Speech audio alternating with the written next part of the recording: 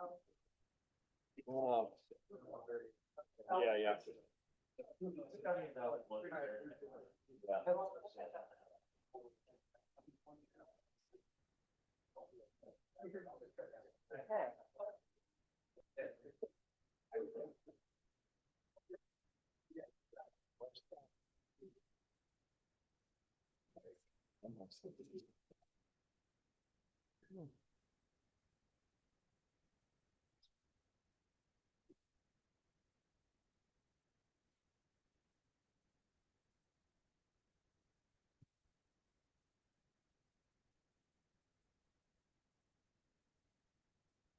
Are you ready?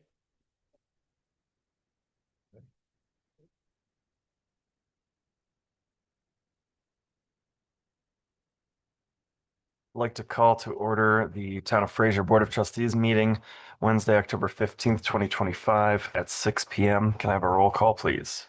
Adam Quicklin, Peggy Smith. Louis Gregory, And Brian Cirkvenik. Could I have an approval of the agenda, please? I move to approve the agenda. the second. Any further discussion? All in favor? Aye. Any opposed? Okay. Could I have an approval of the consent agenda that includes the minutes for October 1st, 2025? It does say October 15th, but the right attachment was made there. I move to approve the consent agenda. The second. Any further discussion? All in favor? Aye. Any opposed? Okay. We'll move on to open forum. This is for business not on the agenda. We'll start with folks in the room. You have 3 minutes to address the board and raise your hand or walk up if you'd like. No takers? Anybody online? Raise your hand online virtually if you would like to speak. Okay, this is going quick.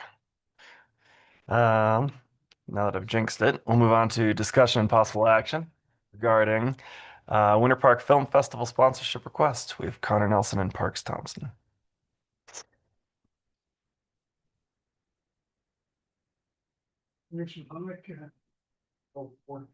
You could, sorry, if you could be at the mic. We're also online. This is David Miller. He's joined our advisory board and he's been with us for 3 years now. And he's just started to help us out tremendously. Great. So this is up or down? It's up. Yep, just the big button. Yeah, Or very so she gets it up. Mr. Mayor, members of the Board of Trustees, good evening. My name is David Miller. Excuse me. And I'm very pleased to be joining Connor and Parks. I think you know them. I'll tell you a little bit about myself a little bit further into the presentation.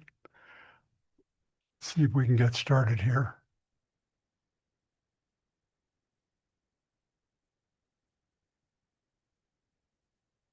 I see Connor is here by long distance technology.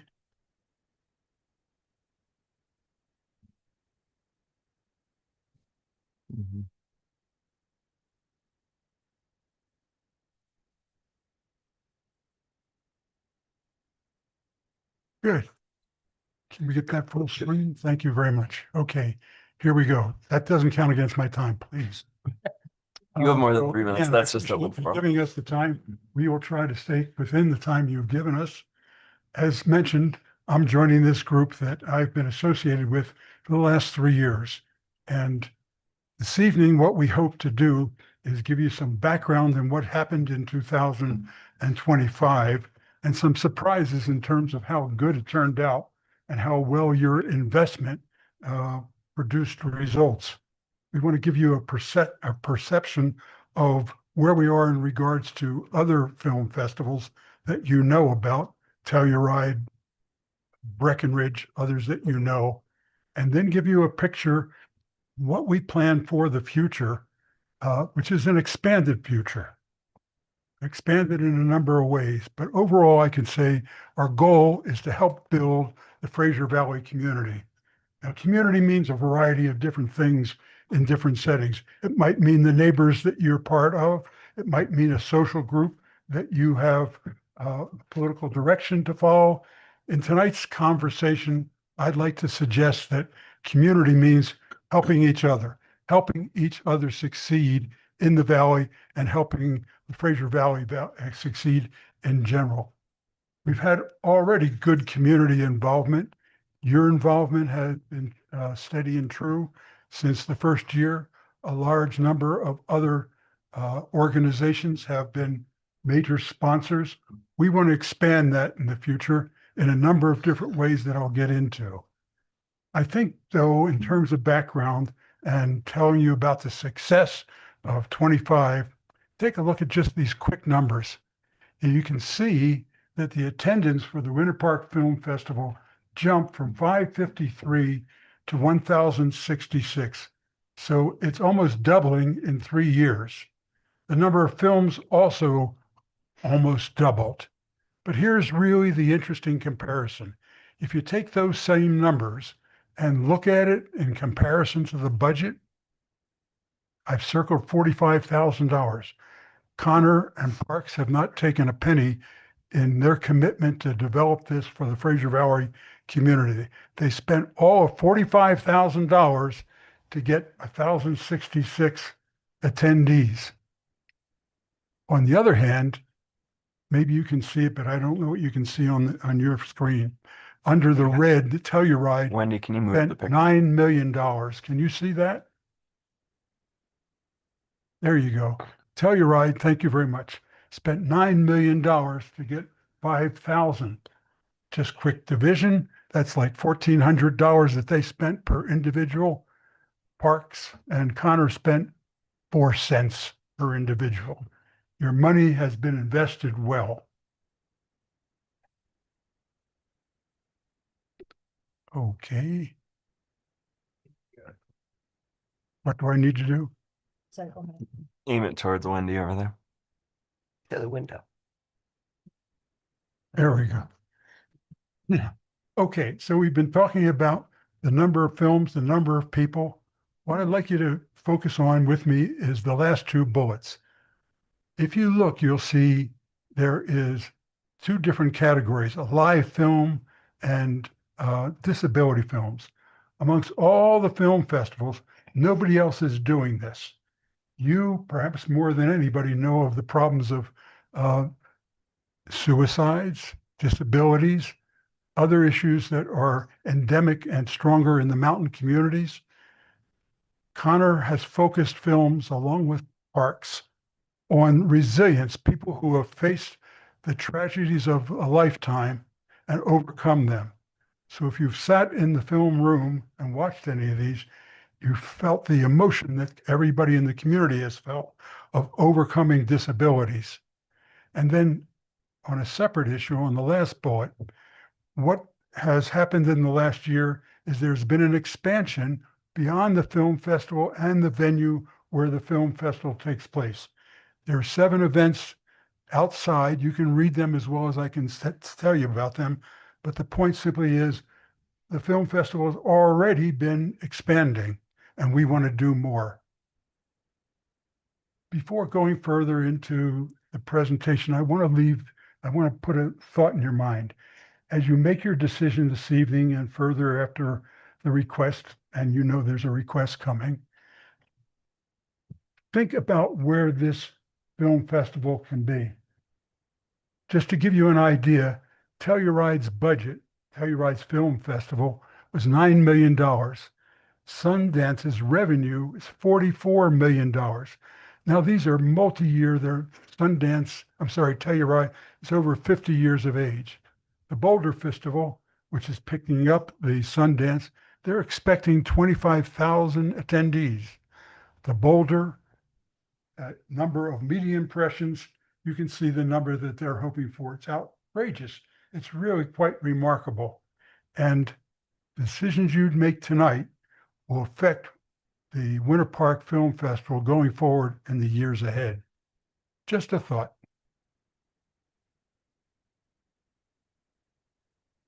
Aim towards the windows, yeah. Did I go too far? There we go. I wanted to give you an impression of what the community thinks of this already. there's a number of different comments that have come in from various members of Winter Park and Fraser. I think these three, though, capture it well. The first is from Barry and his wife Debbie at the Fraser Valley Distilling. They said, and remember, this is off season, the best night my business has ever had was with the Winter Park Film Festival. And MC Designs owner Ryan Arrington said, the Winter Park Film Festival is the biggest printed program we've ever had. So translate that into revenue, and you see that we're already having an effect, a positive effect on different businesses' revenue. And here's an experience claim by Madison Tone, who was at the Winter Park Real Estate. And she said, the inspiration I felt was unlike anything I've ever experienced in a long time. It's truly changed my life. Well, if we get people in our Fraser Valley community to be saying things like that, we've made a hit.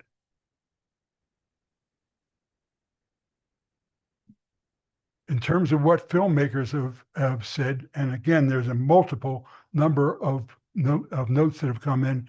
Here's the winner of the best disability film. His name is Lee Pugsley. And he said, you're blazing a trail for what film festivals should look like. And in the process, you're touching and changing lives for the better. It was a true honor and immense privilege to be part of the festival. And this is one of the top film festivals I've ever been to. So what do we have in mind for the future? Well, taking advantage of all the activities that are available in the Fraser Valley, not only the ones that are there, but ones that we can add as we speak with different people and invite people not only from the Fraser Valley community, but from the I-70 corridor and from Denver. Why? Because the more we get community involvement, the more there is interaction, there's more community built, there's more revenue that can be experienced by the different businesses throughout the valley. And also, not unimportantly, we get people outside, and we all know that leads to better health. So there's a variety of opportunities to come in the promotion that we're going to put together for local businesses, local lodging facilities, and I think that they're all going to experience expanded revenue, which means expanded taxes for the town of Fraser Park. Well, let me take a moment while you're looking at this and kind of get into what may be your thought. Okay, if they're here asking for continued support or increased support, what do I get? And the same question is going to be asked of businesses.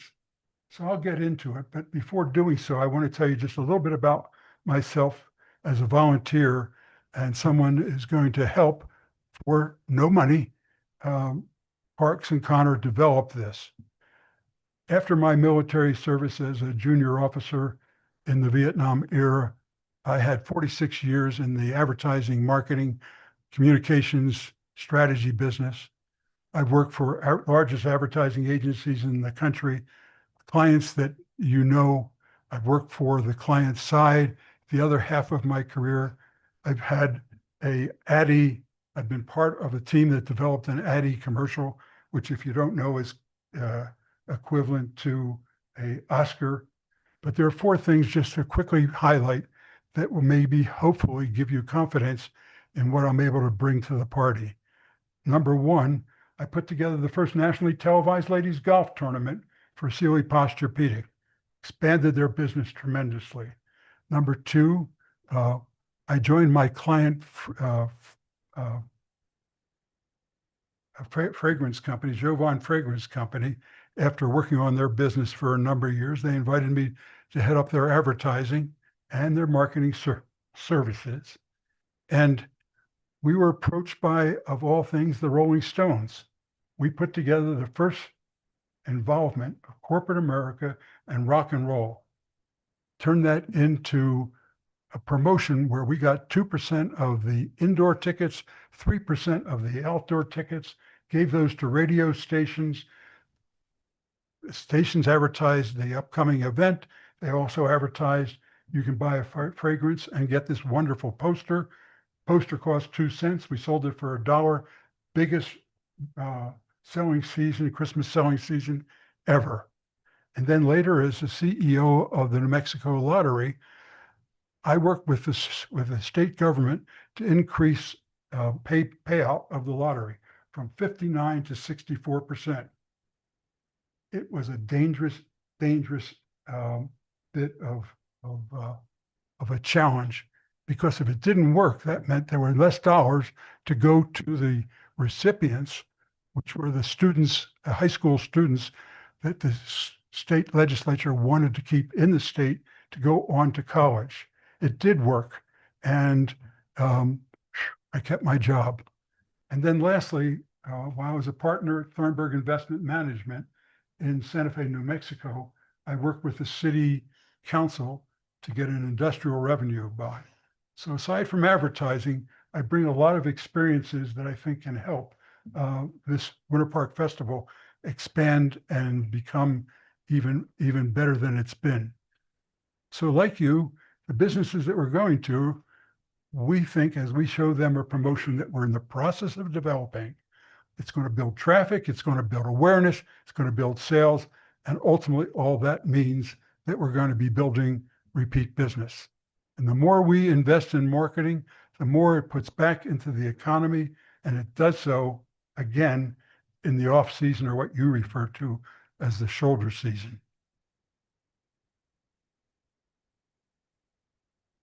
Thank you. So these are a number of things that we're going to ask the businesses, and I'm going to ask Parks to be the one that be doing this, but a variety of things to give away, to make part of the promotion, to invite people to come not only to the film festival, but to enjoy the values of the Fraser Valley. We're looking to get a number of that is close to 50. If we can get 100, just put a picture in your mind of what that means. If we had 1,066 attendees, that means about 5% will get one kind of present or another. If we get 100, obviously it doubles.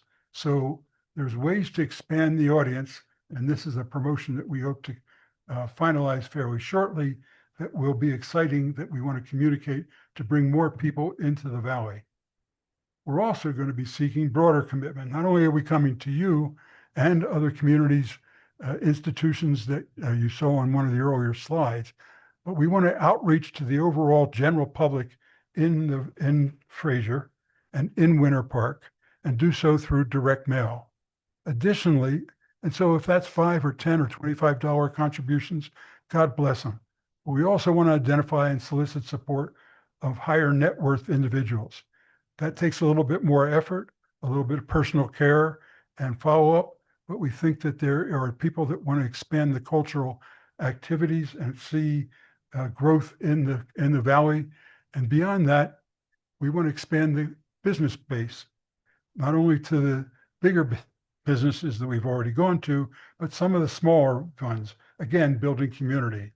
And then we want to talk to people like the Lions Club that we haven't spoken to previously. And last but not least, if excellence is always trying to improve, I don't know how many of you looked at the website and the social media efforts of the film festival, but if you haven't, you should. They're really first rate. And we want to look at that and see if they can be made even better. So let me just conclude by telling you, I picked up the phone to the mayor of Telluride. I said, tell me about what's happened in your film festival and what you think of it as the mayor of Telluride. So join me reading. For over 50 years, the Telluride Film Festival, he said, has driven shoulder season tourism, elevated brand visibility, helped redefine Telluride from a ski town to a year-round resort. Its collaboration with local lodging and employers has been vital to our growth. And then he concluded and told me I'd be happy to speak with Fraser or the Winter Park Town Councilors to share more. In terms of time, I also tried to call the mayor of Breckenridge. He wasn't available. I spoke with a film festival. I don't need to reread it, but it's basically the same thing. I would say that we got an idea out of this of what we can do by individual businesses supporting individual films and giving out their sponsors. giving out their promotional coupons. So that's kind of it, except to say this is already successful. This is one very good bit of media coverage that we got from a world-renowned publication, The Guardian. And you can read in there, hopefully, the yellow, which is a comment made by Connor extolling the value of the winner. It's the story, God is My Witness, about sexual abuse in the city of New Orleans and how these individuals have overcome the problem and what they're doing. If you were in the audience at that time, as I was, there were tears rolling down the faces of the attendees. It's an emotional impact that happens throughout these various films, and we really have a wonderful activity here to bring people into the valley. So what I've tried to do is point out the economic impact through increased tourism, through increased rentals and ticket sales. And I think that we already know, and there's a spillover effect. They're coming to the festival, they'll have a drink at the distillery. To make this film festival work, Connor and Parks have hired temporary employment. So there is economic activity that abounds. And if you put all that together and it's working, it brings longer term business of brand development for the town of Fraser. So with that, I thank you. Let me introduce you now to someone you know, Connor and Parks. I won't take you through their background, but ask them to take over from this point. I thank you very much. Thank you, David, and thanks for the presentation. I'm sorry I'm not there in person tonight. I'd like to thank the town of Fraser for allowing us to come before you today. We're truly grateful for your time and support. I'm really proud of what our community has built together. The Winter Park Film Festival isn't just about movies. It's about people, connection, and hope. And that's why we've built a few unique film categories. The disability film category is a core part of who we are. It ties directly into Winter Park's history of 50 plus years with the National Sports Center for the Disabled. Films like Lee Pugsley's have changed lives, and you can see that in his own words. It's one of the most meaningful things we do because it celebrates resilience, inclusion, and courage. This festival isn't just entertaining, it's about impact. That's why we launched the Alive Film Challenge, to shine a light on mental health and addiction issues that often go unspoken in mountain towns. Life in Grand County is incredible, but it can be isolating. Suicide rates are 3 times higher than the national average, and we can't ignore that. These films open conversations that can literally save lives. I've lost 63 friends over the years. I understand how tough it can be in the mountains. Looking for solutions is something I believe in deeply, and that's why the festival and the Alive Film Challenge have already donated $7,500 back into the community through the Hope Fund and through grants to filmmakers telling these important stories. It's about helping people feel seen, connected, and inspired to keep going. Now, the big question, where does the money go? Every dollar this film festival generates goes back into the community. We hire local photographers, designers, caterers, venues, musicians, and so much more. The festival supports local jobs and businesses, and it drives real economic impact for Fraser and Grand County. So today we are here to ask you for a $25,000 sponsorship. This is an investment in community, culture, and mental health. It helps us grow the festival and reach a larger audience. It allows us to pay people fair rates instead of relying on discounts and favors from friends that we've had to do so for years now. Right now, we're putting on a $150,000 festival for $40,000. That's not sustainable long-term. Your investment will also help us market the festival on a larger scale, attracting more visitors and generating more value for Fraser. When the town of Fraser invests, it sends a powerful message. It shows everyone else that it's worth supporting too. That's the kind of leadership and momentum we really need. I want to thank you again for your time and considering our request. The Winter Park Film Festival reflects who we are, resilient, creative, and connected. What we are asking for isn't a handout, it's a partnership, an investment in community, in culture, and the mental health of people who call these mountains homes. Your investment ensures the festival continues to grow, give back, and make a lasting difference, one story at a time. Thank you for believing in what we're building together and for helping us keep this momentum alive. Yeah, I'd like to add thank you. And, this has been a really fun experience just for me to be involved in, to watch people in our community be inspired to make more films. All of your marketing is done through film. I know some of that you hire outsource and some of it you use here in the Valley. We want to create more jobs in film and media and marketing right here in this town. And that's major to us, along with impact. Another thing that I believe is crucial to Fraser is health and wellness and fitness. I know a lot of you guys mountain bike and run, and when you're out of here and you go somewhere else, you're doing something recreational like surfing, something like that. Most of these films are inspiring that, but there's also a deep impact side to it where we get to see people grow and become something that they never thought they could be. And that's what we want to inspire all of our citizens here and the community to do. Thank you. Thanks, guys.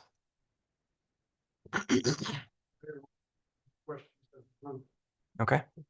I have a question. Parks, I'd like you to put on your DDA hat for a moment because we, in my mind, we created the DDA for exactly explicitly this and other purposes. And I would challenge you guys to meet the town at half of that. If it truly has these economic impacts and those kind of things, we put an incredible amount of resources into economic development, which this is. Totally. But this is why we created the DDA. So I would challenge the DDA to get their feet wet and sponsor as well. So I would have to recuse myself from that conversation, I believe, being the chair. But I could also add that the town comprehensive plan seeks to sponsor events just like this. And I think it's section 3.2, is that right? Or is it 2.3? Either way, in your town comprehensive plan, you actually are sponsoring events that are in the shoulder season, specifically this one. And for community development, I do agree with you. And I'm have not saying done- it's not a good investment. I Yes. just know that we created that organization. I Oh, look at yeah. a municipality, we're a land use authority and a utility provider. And we put incredible amounts of resources into growing the DDA budget. Totally. And so I think that this is explicitly what the DDA is for. And not that I'm trying to excuse us, Of course. but I'm trying to challenge you guys to step up and be the mission of the DDA. Yeah, it's in our comp plan and Yep. all that. And I'm not Yeah, yeah. refuting any of that. I'm just 100%. trying to get the DDA Yeah. involved in the things that they should be. We could probably add it to the agenda. I think I'd have to talk to Sarah and the rest of the board, but we could. But I will recuse myself from that conversation being the chair. So someone else will have to talk. But yeah, I would like to see it. Yeah, I didn't think there would be. Yeah. Like, I mean, That's- my time's free for all this. So yeah, I think I have like 965 days or something free work so far. So I'm planning on adding more at the moment. So yeah, I'd like to see others help. Is there any others that would like to ask me a question personally, or Connor, or David? No questions. I mean, I can tell you guys I've loved this idea from the beginning, and it's been impressive to see it grow. I want to see it continue to grow because, September is a quiet month up here. So you guys bringing people up here is going to it's going to be great. So Yeah, I mean, I'd love to see some major films set up here for our our leaf peeping and stuff like that. I'd like to see some big sets, and I know some there's been more film in the valley for sure lately, and I think that's inspiring. And I know some of you came to the Winter Park Film Festival, so you know, imagine what you got to experience, and imagine someone that doesn't know anybody here or never been to a film festival, or you know what we can add here with just the magic of this valley. So yeah, I appreciate you guys again, and if you guys have questions, you can reach out to me personally anytime, and I'm sure Connor is somewhat available, and if not, I'll pass it on one way or the other. Cool rock slide. photos, Thanks, or brother. video. Oh yeah, film, right? Yeah. I got lucky. Yeah, I know. These But- days, Rex, but yeah. Wow. Dude. Yeah. So board, we can choose to make a decision. We can table it. We can discuss when all the board members are here. Um, we can have it as a future agenda item. It's really kind of up to us if we want to make a decision or not. Any thoughts?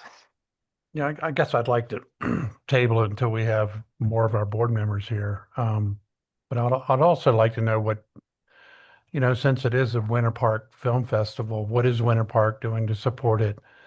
I know it's, located in Fraser, but it's typical like Winter Park logo and everything. And I don't have a problem to match what they're doing, but I have no clue what they're, pitching in, Answer to that. support it.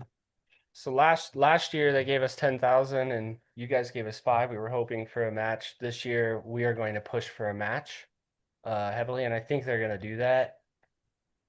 But the Winter Park Film Festival is held here in the Fraser Valley, and we do, I'd say, 80% of our activities here in Fraser.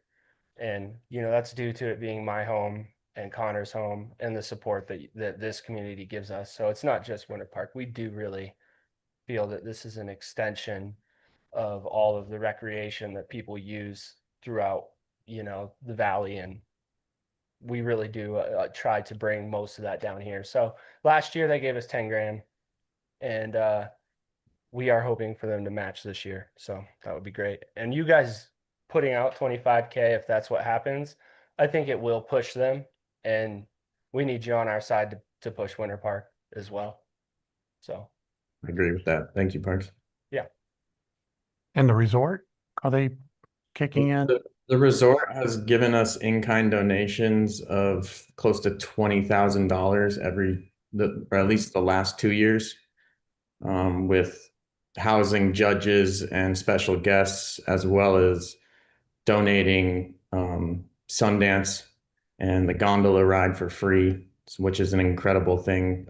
No other festival in the country has a gondola ride up to their award ceremony, and that really separates us from the rest. And we're grateful for their sponsorship.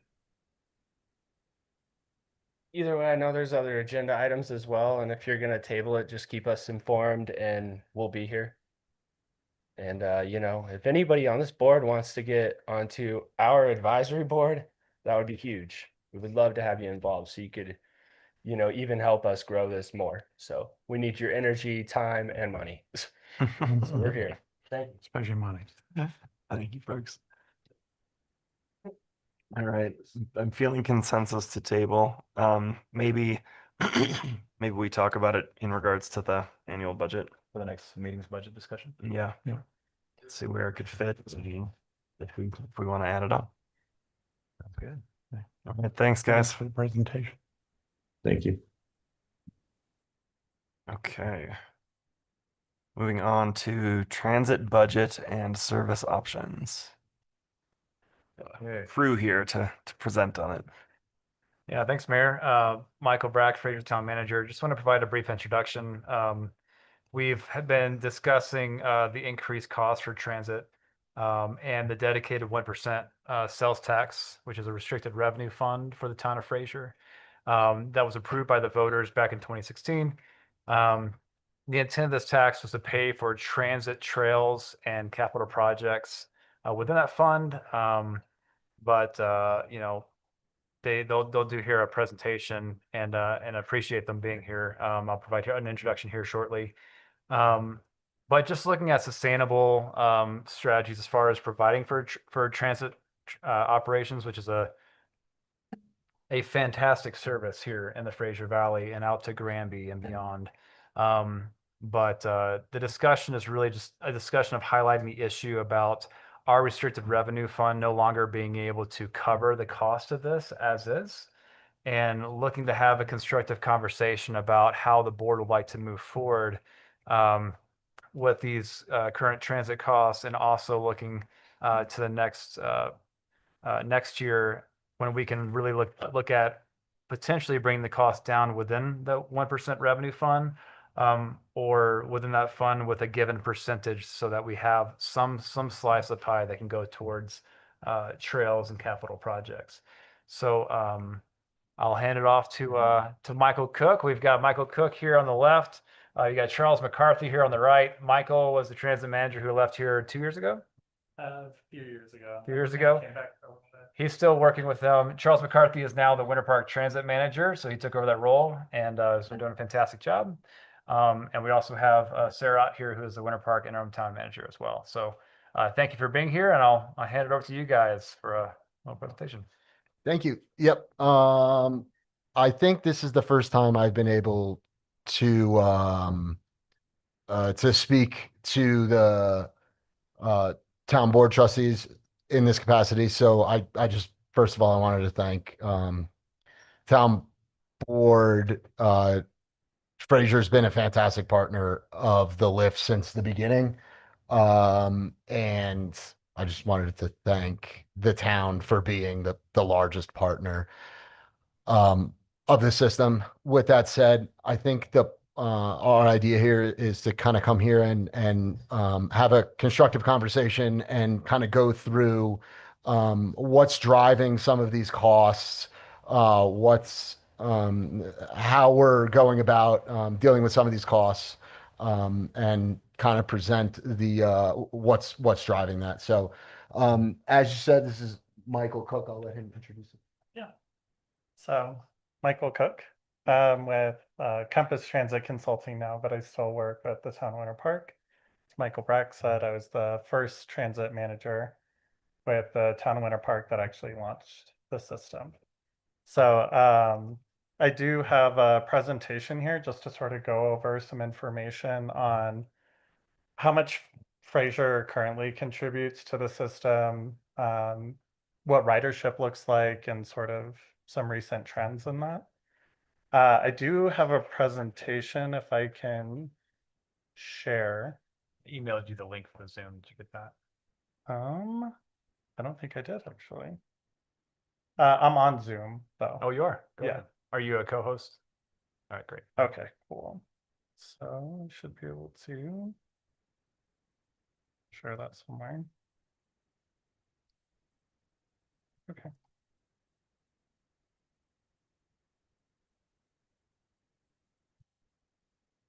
Let's see. It says Michael Cook 70 Coalition, but I am not representing the 70 Coalition today. Oops. Can I prove it out? Maybe. There we go. Okay, so really quick, just to kind of provide a timeline to catch everybody up. The sales taxes in Winter Park and Fraser were passed in 2015 to support local public transit service. It's 2% in Winter Park, 1% in Fraser. In 2016, the town of Winter Park signed a service contract with First Transit, which is now TransDev.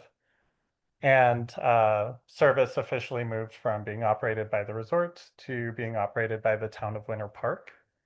Was in 2017, I believe, the IGA was executed between Winter Park and Fraser. Although Fraser was paying for its service through 2016 during those negotiations. In 2020, it was the end of the original service contract. So we released operations and maintenance service contract, which was awarded to First Transit again. 3 years later, we completed the transit maintenance facility, which made the the service contract a lot more competitive and attractive for other contractors, service contractors. So in 2024, Winter Park released another RFP. There was a lot more interest. It was very competitive. I believe there was 7 proposals. And once again, Transdev was awarded that contract, and they came in quite competitive. So that's sort of our timeline getting us up to today. Yes, sir. Who paid to build the transit facility that y'all just completed? That was funded through federal transit dollars, a few state dollars from CDOT and Winter Park, the town of Winter Park. the town of Winter Park? Yeah. Okay. So about 60% of the costs of that facility were covered through grants, and then the town of Winter Park provided the match for those grants. Okay. So just a real quick overview. This is all the transit services in Fraser that's provided to Fraser. You have local fixed routes. There's actually on-demand service through the night lift. Year-round service is provided on the deviated fixed route service, which just means the bus can kind of have a little flexibility in its schedule when needed. The Black Line actually does go through Grand Park in the summer months. That area is serviced by the Emerald Line in the winter months. You can see there's 4 fixed routes that provide service to Fraser. The Granby commuter connects Fraser with Winter Park, Tabernash, and Granby. Paratransit service is provided year-round. That's actually a requirement of the federal grant dollars that are received for operations for the system. And about 20% of total system hours are operated within the boundaries of Fraser. So looking at our winter season ridership, as soon as the slide catches up. It's a good slide. Yeah, it's a real good slide. You're gonna love it when it gets here. So we looked at the winter season ridership. It's our highest ridership months. And you can see in 23, 24, the total system ridership was a little over 400,000. Ridership from Fraser was about 10% of that. And in the 24-25 winter season, there was a really big change, 15-minute service on the Black Line. And you can see that numbers increased quite dramatically. Almost, well, actually a little over 100,000 riders. And ridership from Fraser surged from 10% to 18%. So, and that 18% of ridership is looking at the 20% of total system hours. So the total system hours for Fraser probably would have been a little less in previous years, but as you can see, that had a really big impact. And Fraser did agree to the 15-minute service increase, and that clearly paid off quite well. Exceeded expectations really for the whole system. I'm curious, how do you measure that? I mean, I've ridden the buses and Yeah. I mean, is there somebody with a clicker counting them, and how do you measure if they're just riding around within Fraser, or are these riders going from Winter Park to Fraser or the resort to Fraser? I mean, Yeah. how do you get these numbers, I guess? Yeah, so that's a good question. The Lyft Rider app that is used on the system that shows you, it's a real-time rider app, so it shows you where the buses are at and their arrival times and everything. There's a driver-facing side of that, and so ridership is counted by the drivers. As people get on, it's kind of like a clicker, it's just on a tablet. If there's any issues with those tablets, the drivers take manual counts. So they just sort of as a backup, they have that. So that's how we So if track you- ridership. It's all boardings though. If you don't have the Lyft app, do you get counted or not? Yeah, oh yeah, you still get counted. Okay. The drivers just count the people getting on the Okay. bus. So does that answer your question? Yeah, Okay. they count when where they're getting off to. They don't count where they're getting off. So this is just 18% are getting on in Fraser. Getting on in Fraser, not Yeah, getting yeah. on. Okay. So it's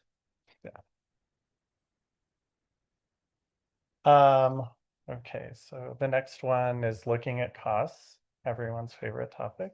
Mhm. So just for comparison here, we have our budget from 2025. So you can see those numbers there. There was a cost increase, which was due to a number of things, largely the new service contract. There was a big bump up. TransDev wanted to have an appropriate budget to be able to attract enough bus drivers, house them, sort of up their experience in for our system. So part of that increase that you saw last year was due to the new contract taking effect. So I suppose this is 2025. The service contract runs from July through June. So the new costs that took effect in 25 were really for 6 months. And then 2026 is realizing a full 12 months at those new contract costs. And actually even, once again, the second half of 26, we're seeing that bump up because in July, that's when rates change. And so we're also seeing a little bit of a bump there. Costs obviously increased quite a bit to the system overall, 25% increase in total system costs, and particularly 17% increase to Fraser, looking at 2026. And once again, too, that's looking January through December. Were there any questions related to that? Or we can also take questions towards the end related to this slide.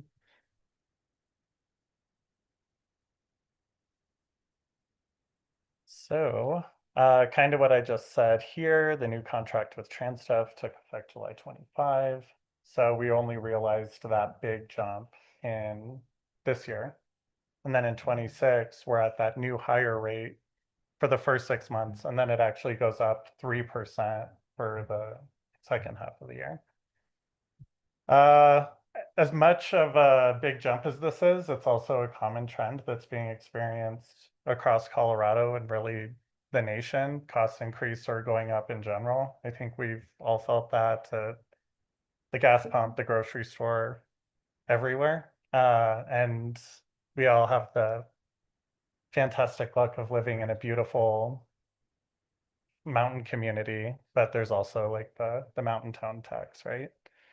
So which means that the increase in costs are exacerbated even more. So while costs did go up and by quite a bit, it's also a trend that's kind of visiting across the transit industry. I think across all industries, but we're talking transit. So once again, that's going to impact all transit partners. Fraser is the biggest transit partner for the system. So obviously that's going to affect you, that 17% increase. And beginning in spring of 2026, we're looking at exploring future transit options for Fraser. We understand that it's going beyond the 1%. And I think just exploring that, maybe, we can look at a few different ways to approach that and looking at different service delivery models. And potentially getting the public involved and getting some of their thoughts and what we can do. The town did complete recently a 5-year transit development plan. And so there's sort of a direction for the system as a whole that we can use as a base. but we can dive a little bit deeper into that in spring of 26. So really, in conclusion, once we get to that slide as well, Fraser is covering 20% for the cost of the system. 18% of the total ridership is originating in Fraser. So that's also not accounting for people coming, getting dropped off in Fraser, just going between certain communities. Ridership increased on the Black Line 51% with that 15-minute increase in frequency. And as we look forward, looking at budgets, looking at service schedules, everything, I mean, ridership's going to only increase. So looking at any sort of budget cuts to transit, I'm not sure would be it's not going to, it'll probably be heading in the opposite direction of ridership, especially considering things like all the development that's happening in the valley right now, and the launch of the mountain rail service that'll be launched in Q4 of 26. Ridership is only expected to grow. So once again, looking at that spring of next year, how do we make sure that the system works for all transit partners?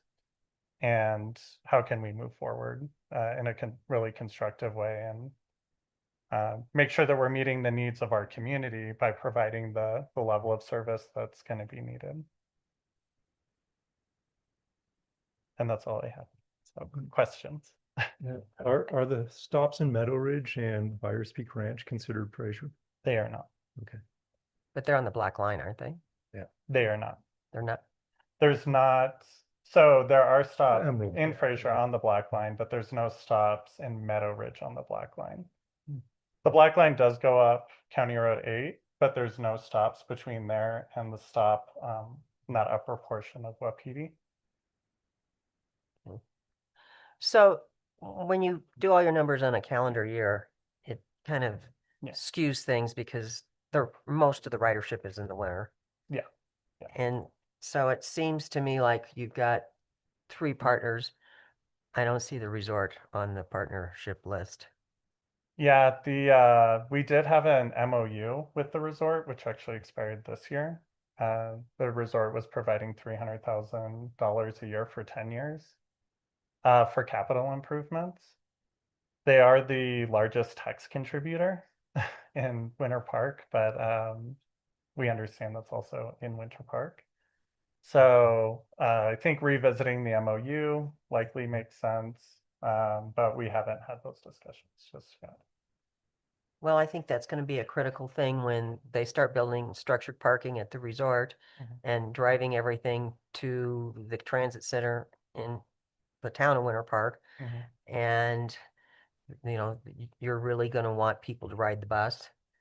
And I don't think that either town can really afford to just solely subsidize the massive infusion that is going to come. So $200 with tickets. Right. I mean, they're the major benefactor, really, Yeah. Sure. of the bus system. Now, they are in Winter Park, so they pay taxes, but still, that's the main reason we have a bus service, right? Yeah. To get to and from the resort. Yeah. I mean, the bus service is for residents and visitors to access all their, to access their jobs, to access recreation. Really, it sort of greases the community and keeps the community mobile. And really, we're all, there's a lot of movement between the 2 communities.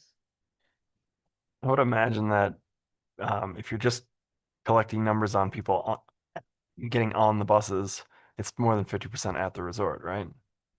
Yeah, if you're looking at it would be, it'd be pretty dramatic because everyone who's, if you wanted to extrapolate out some data and everyone who's getting on here and going there and then coming back Right. is going to be counted in that way. Right. And so, yeah, again, this bus service, the biggest benefactor is the resort. They get the most out of it. And Sure. we certainly, Yeah.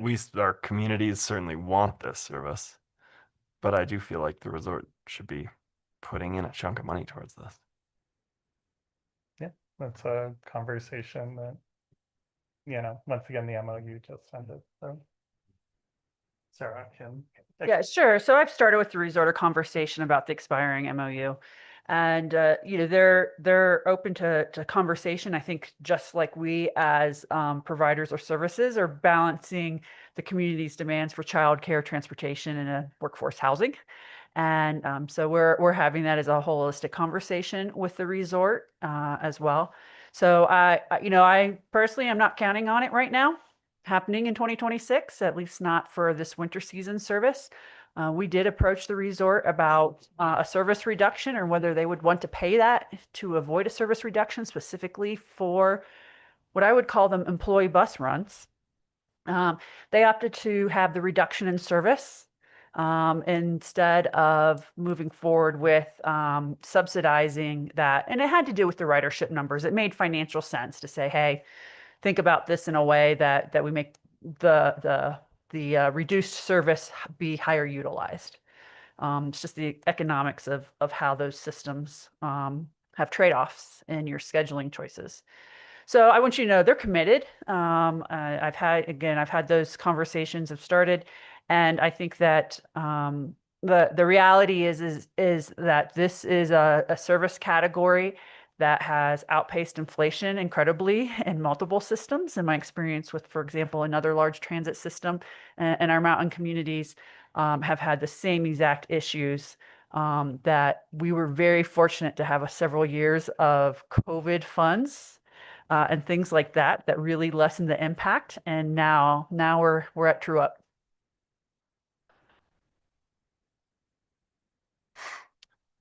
So I'm looking at the memo here. So it increased 16% last year and it's going to increase 22% this year. I'm on the TAC and I've never known about the MOU between the resort, but can you attribute our increased pay with the decrease in pay that the resort's now doing?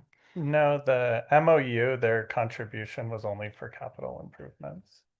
So that never impacted operations. Okay. So I've done some simple calcs, and at 18% ridership, our current funding level of 1.2 million on next year's budget is about 22% of overall costs. So we're already at current funding levels. It seems that we're covering ourselves well. Yeah. Okay. I got a little. You're getting good value. But we're out of it asking in any for case. quite an increase Um, as well. And those early morning sort of worker runs that we've been doing are all in Fraser. Those are our biggest. But those are part of the Upper count, Wapiti, right? Yeah, they're part of the count. They're in the count, so that Yeah, is it's in my Upper Wapiti, Fox Run, and that lower Mhm. Wapiti area has the highest ridership on the employee. The runs that are more designed around employees. And that returns us to Brian's argument that those are employees of the ski area, Yeah, and they're True. already in our passenger count. So that MOU was basically designed for them to help subsidize the building of the transit center. I mean, not specifically, but that was part of it. It was replacing buses. We got to inherit all the prison buses.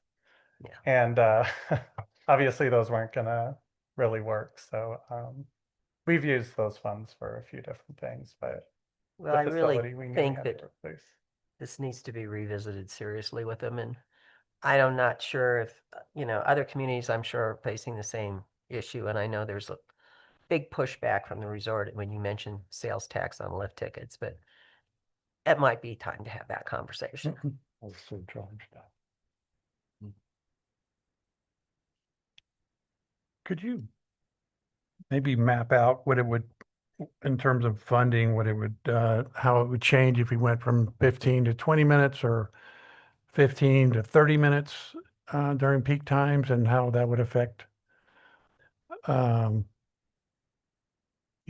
our contribution and ridership. I mean, it's not a big change. People would probably be willing to do that versus driving to the resort and paying for parking, but I'm just wondering if that would be something worth looking at. Yeah, once again, in the spring, I think that we can really start fleshing things out and getting into the nitty-gritty. Obviously we've seen that more investment in transit is resulting in much higher ridership. So I think we just need to be really strategic about how we move forward while meeting budgets, having discussions with our different transit partners, different major employers in the area. But yeah, that's, Would it make sense to have people pay a nominal, pay something to ride the bus? that with approving the sales taxes, I don't think that would be very popular. That idea has been floated a few times, but I think if you're paying an additional 1% at Safeway and then you go to get on the bus and you're paying even $1, probably doesn't leave a great taste in your mouth. But that idea has been floated a few times. There's also an administrative burden that Right. comes No, on with I know. managing funds. Having an administrator, that would be a cost, have some cost to it, right? But Pretty much whatever you'd be collecting in fares, you'd be paying to administer the fares. What about bringing it in-house? We've also discussed that a few times. I think that at some point that may make sense. Right now, I'm not sure it makes a whole lot of sense.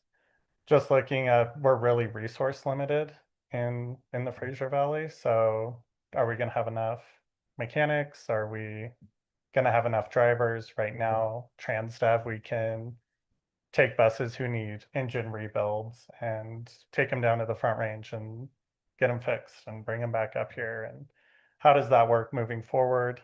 What do those costs look like? Taking on, those would be town of Winter Park employees. So they would, that would obviously change a few things for the town. Not saying never, but just right now, it probably doesn't make a lot of sense. We do look at it probably every other year, 2 or 3 years. We kind of start looking at numbers and we get to a point and say, oh, that probably doesn't make sense right now. If housing wasn't an issue, would that change things? I mean, it sounds like TransDev is factoring in housing into their overall quote. Housing is a part of their budget, yes. So just that alone would take a chunk out, and then obviously the company itself is adding a percentage over the top. Yeah. So that it's a profitable thing for them. For sure. Yeah. Okay. We're also getting a lot of resources for those as well. So I understand what you're saying. So you've got HOAs up in the Winter Park Ranch, Meadow Ridge area paying for. I guess I'm looking down the road and I'm thinking when Grand Park gets built out and we got how many miles of roads up there? Yeah. So now that Clark's here, maybe you could, if we had to go to homeowner associations to backfill a little, how would that be received, do you think? Real bad. Because they're already paying this. I mean, you want to go put it. Sure. Yeah, that's timely because I just finished association budget meetings this week and very focused on budgets and maintaining our costs and keeping our costs low. No, the associations, particularly in Fraser and Winter Park, in town proper, that are people shopping at our grocery stores and going to our retail businesses, the ski broker Murdoch's, the coffee shops, you name it. They feel like the sales tax that they're paying is funding the bus system. So to hit them with cost on top of that through the association, first of all, we're doing a private club structure. And the reason being, and this is exactly why it wouldn't work with the association, is there's certain people that don't want to fish and they don't want to pay for fishing. So there's going to be certain people that don't want to ride the bus and don't want to pay for the bus. So if you mandate it through an association, very, very poorly accepted. And association costs have gone up. I mean, we've done a pretty good job managing ours, but that cost has increased. I think it would be very, very poorly accepted. And you remember our discussion back when you were mayor, when this was passed and the sales tax was passed. And I didn't think it was the right way to fund it then. And I still don't think it's the right way to fund it today. But we have big expansions coming between Grand Park and I think Byers Peak Ranch. Both Byers Peak Ranch is being served pretty well through what we bring through town and just kind of where the development is today, and it's going to stay closer to that, so it works actually pretty well. But as those areas develop, we're very concerned about the ability to expand the system, and we're looking at alternatives as well. So just food for thought, but this has been on our radar now for about 6 months, as we know there's issues, and as we've designed and are planning all the things that we're planning, we're very concerned about the sustainability of the current program.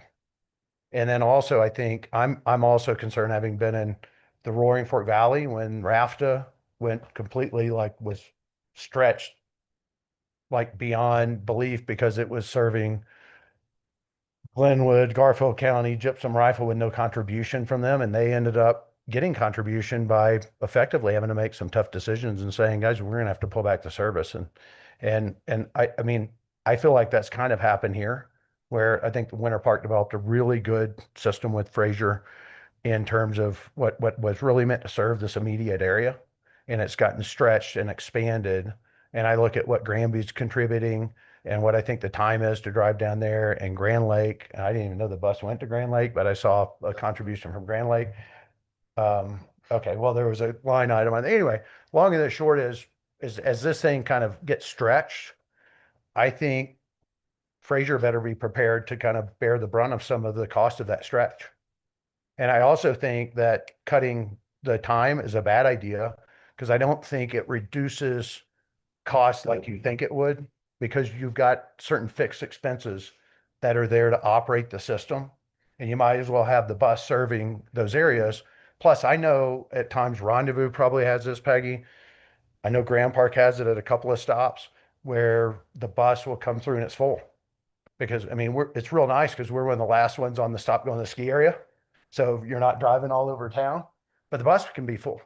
So that 15-minute adjustment that they did last year was a huge benefit to the issues in Rendezvous that I heard about over there. And I mean, I'm not over there, and also at Grand Park. Only in certain areas and at certain times, Christmas week, New Year's. I mean, you guys know the 6 weeks a year that we're busy. But I mean, I think this is a tough deal. And I think Gary DeFrange made a really great deal for the ski area. And I said that when he made the deal back in 2015. You know, we got to kind of figure it out, because I think it's a core component of our economic development and growth moving forward. So, I mean, tough task with all the other budget stuff that you guys are facing right now. No, I'm not saying that's the answer. I'm sort of spitballing here. What can you do to, increase revenues, decrease expenses to make the math work better? I mean, it looks like we are 18% of the ridership, but the next year budget, we're going to be paying 25%, which, there's a gap there, but, we're obviously very supportive of the bus system, right? Yeah. But then again, it has to fit in our budget.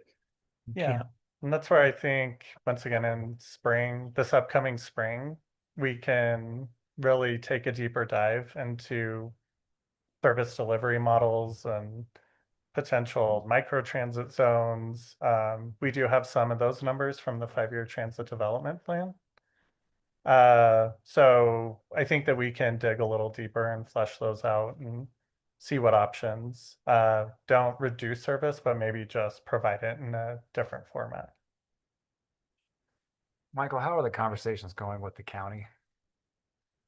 Well, I mean, we've spoken with the county every single year since the service has started. And essentially they feel that the Winter Park, I mean, that's really, Winter Park picks up the majority of the county's portion. So that really doesn't affect Fraser. Looking at expanding service from Granby to Grand Lake, we are hoping for a grant award from them. The county just passed that some tax to fund a grant program. So Everybody's looking at that. yeah, You yeah. guys applied for it was a donor advice fund, right? County, or is it? No, we applied for the Grant County Communities Community Fund. Which was just, that was funded through their new, So does Meadow Ridge in that area that's unincorporated, not Fraser, do they contribute? they do through HOA agreements, but they don't cover the full cost of their service. So Winter Park picks up the difference. And nobody currently contributes to the Grand County portion of the Granby commuter route. And Winter Park also picks up. So shouldn't that be the county? Oh, yes. Yes. Yes, we've had discussions every year with them. They do provide some funding. We'll threaten to cut the bus service off. I mean, they need to pay. There's also a lot of, there's a lot of benefits, when Winter Park was unaffordable and Fraser was a little more affordable, there was, a lot of workers moved to Fraser, and Fraser's become a lot more expensive since then. And so the workers kind of just keep getting pushed down valley a bit. So I think that Winter Park and Fraser do benefit from that Granby commuter, and Fraser does not cover the only portion of the Granby commuter route that Fraser covers is only the portion that you receive, the service that you receive, those costs. And that's even more reason that the resort should pitch in more. It's their employees, right? Mm-hmm. Yeah, I mean, it is their employees. It's, once again, we'll absolutely open to talking more about another MOU with them. Yeah. And Okay. So different financial contributions. Yeah, take some input. yeah, Parnell, your hand's been up for a while. I hope your arm's not tired. You can have the floor. Thanks, Parnell Quinn, Fraser. Lewis, this was told me when I first came to Grand County. We are a company town, and the company is the Winter Park Ski Resort. So the majority of the employees do work for the skier or work for companies in Winter Park, especially the higher end employees. So one of the things that we're going to see here in the next couple of years is our ridership going way up, especially when we get St. Louis Landing online.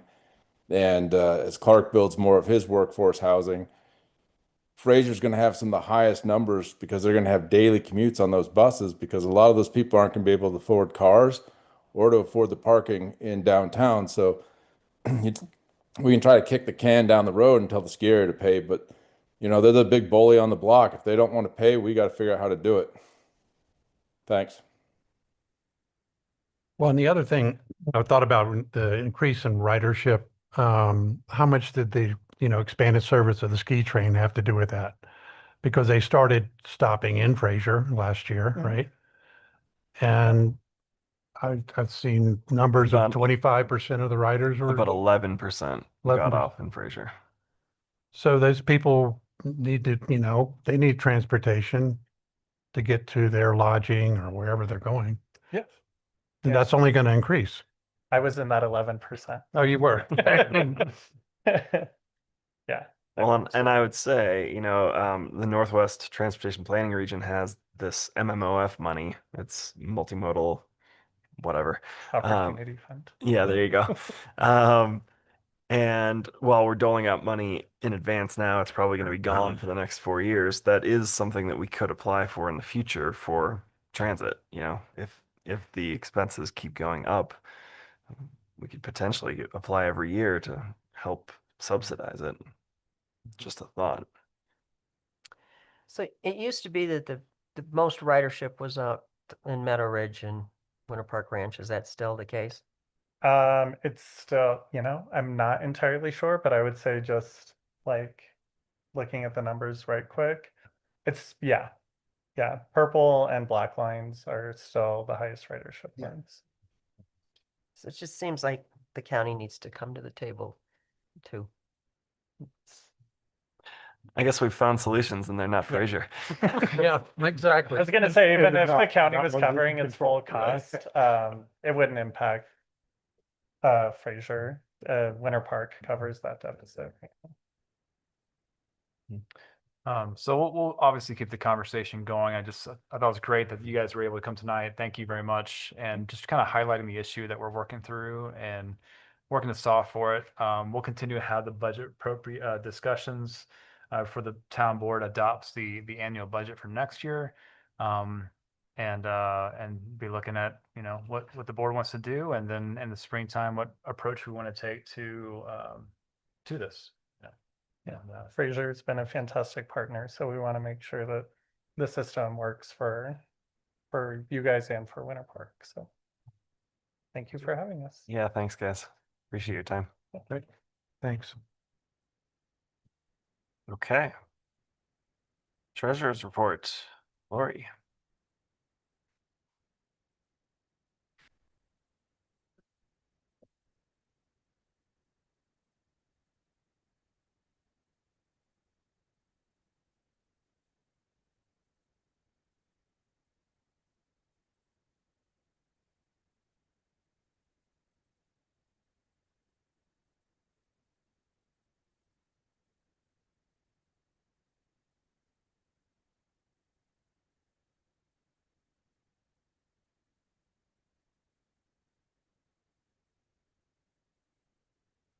Good evening, Mayor and Trustees. Your monthly snapshot, the treasurer's report.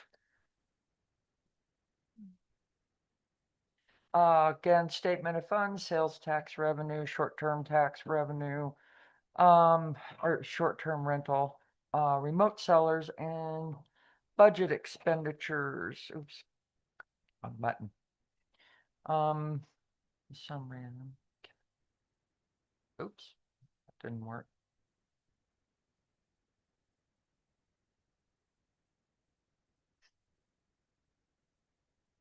Well, we can see it. I know, I'm having trouble where I can't see it because, never mind. It's a weird screen here. Anyway, so your September revenues, we've been paying out, a lot of the projects. We've made some large payments for the front of the building, which yay, we now have a front door again. So your revenues are right around just about 17,500,000 total. And the Colorado Trust, the dark revenue, and then we've got the bank revenue above it. So we're hovering just right around 20 million.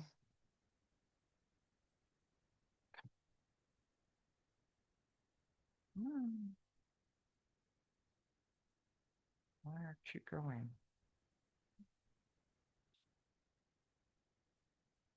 Is it slow on his? That's really slow.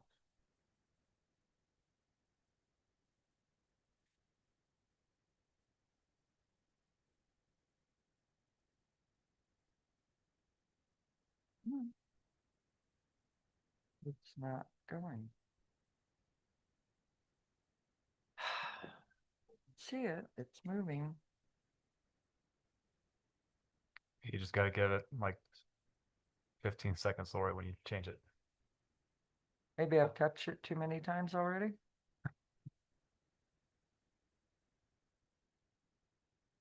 It was working. You all saw it was working there. Can you guys pull up the agenda and click on the report? Yeah. You want her to stop share? Stop share. Start share again? No, I think they're gonna do it. They're gonna, okay. Just give me the clicker.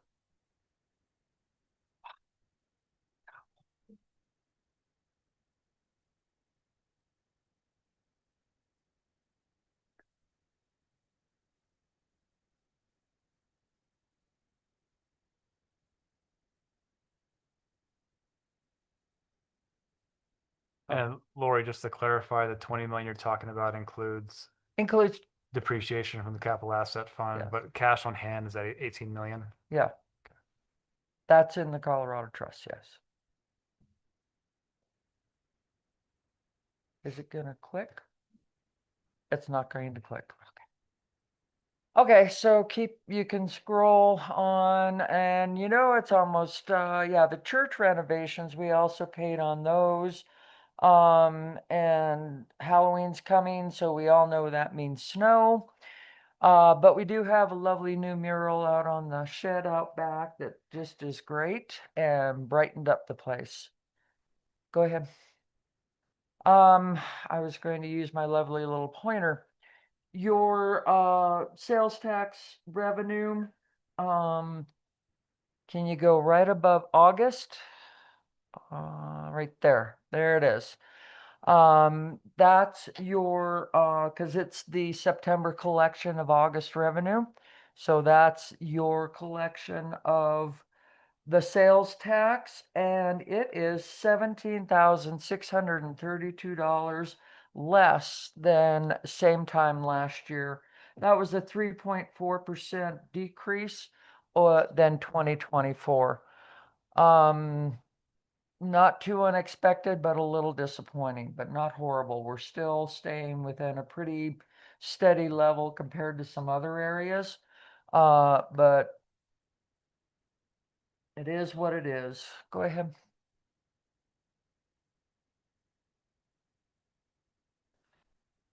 Keep going. I already said that part. The short-term sales tax, again, if you go on August, you'll be able to find the little bit over. It's the darker one. Nope. To the left. There you go. Right there. Okay. Your short-term sales tax was 11% of your overall sales tax revenue, and it was a 7.36% increase over 2024. So I don't know how short terms or just above September. That one. There you go. I'm not sure how short-term sales, rentals are doing that, but they're really holding steady and actually having really good performance. Go ahead and you can go by that. Remote sellers right now, we're about 6% of your overall revenue. They were about $4,672 above same time last year, which was a 14.82% increase. So they're just cruising right along and doing fine. So go ahead. One more. There you go. Now, the budget analysis, these are your expenditures. Sorry, they're a little small. Hope you can see them. Your general fund expenditures. Can you make them bigger? There you go.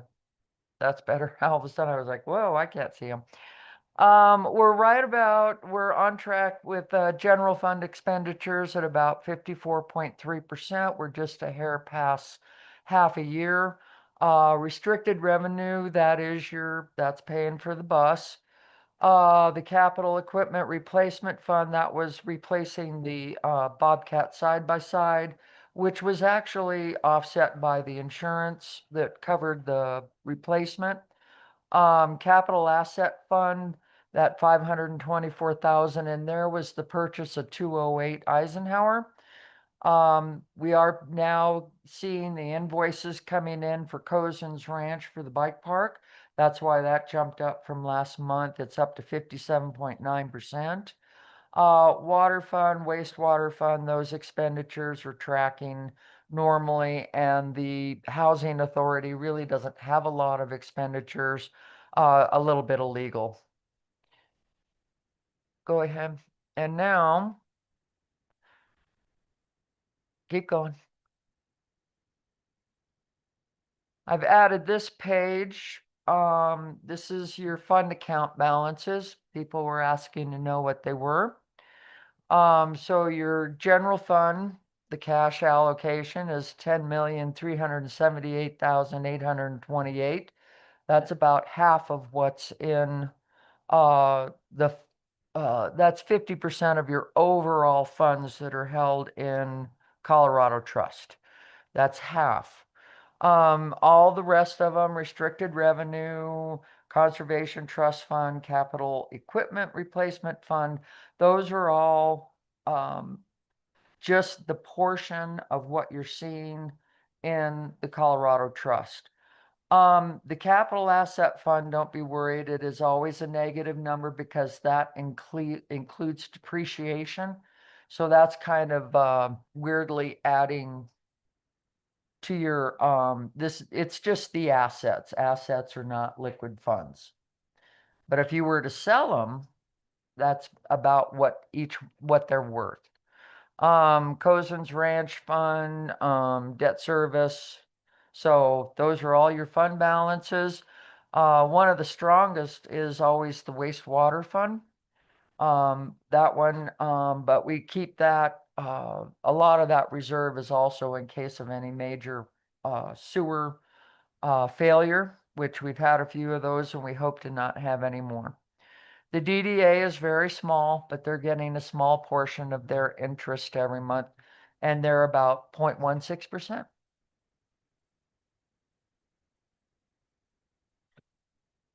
Any questions for Lori? Okay, thanks, Lori.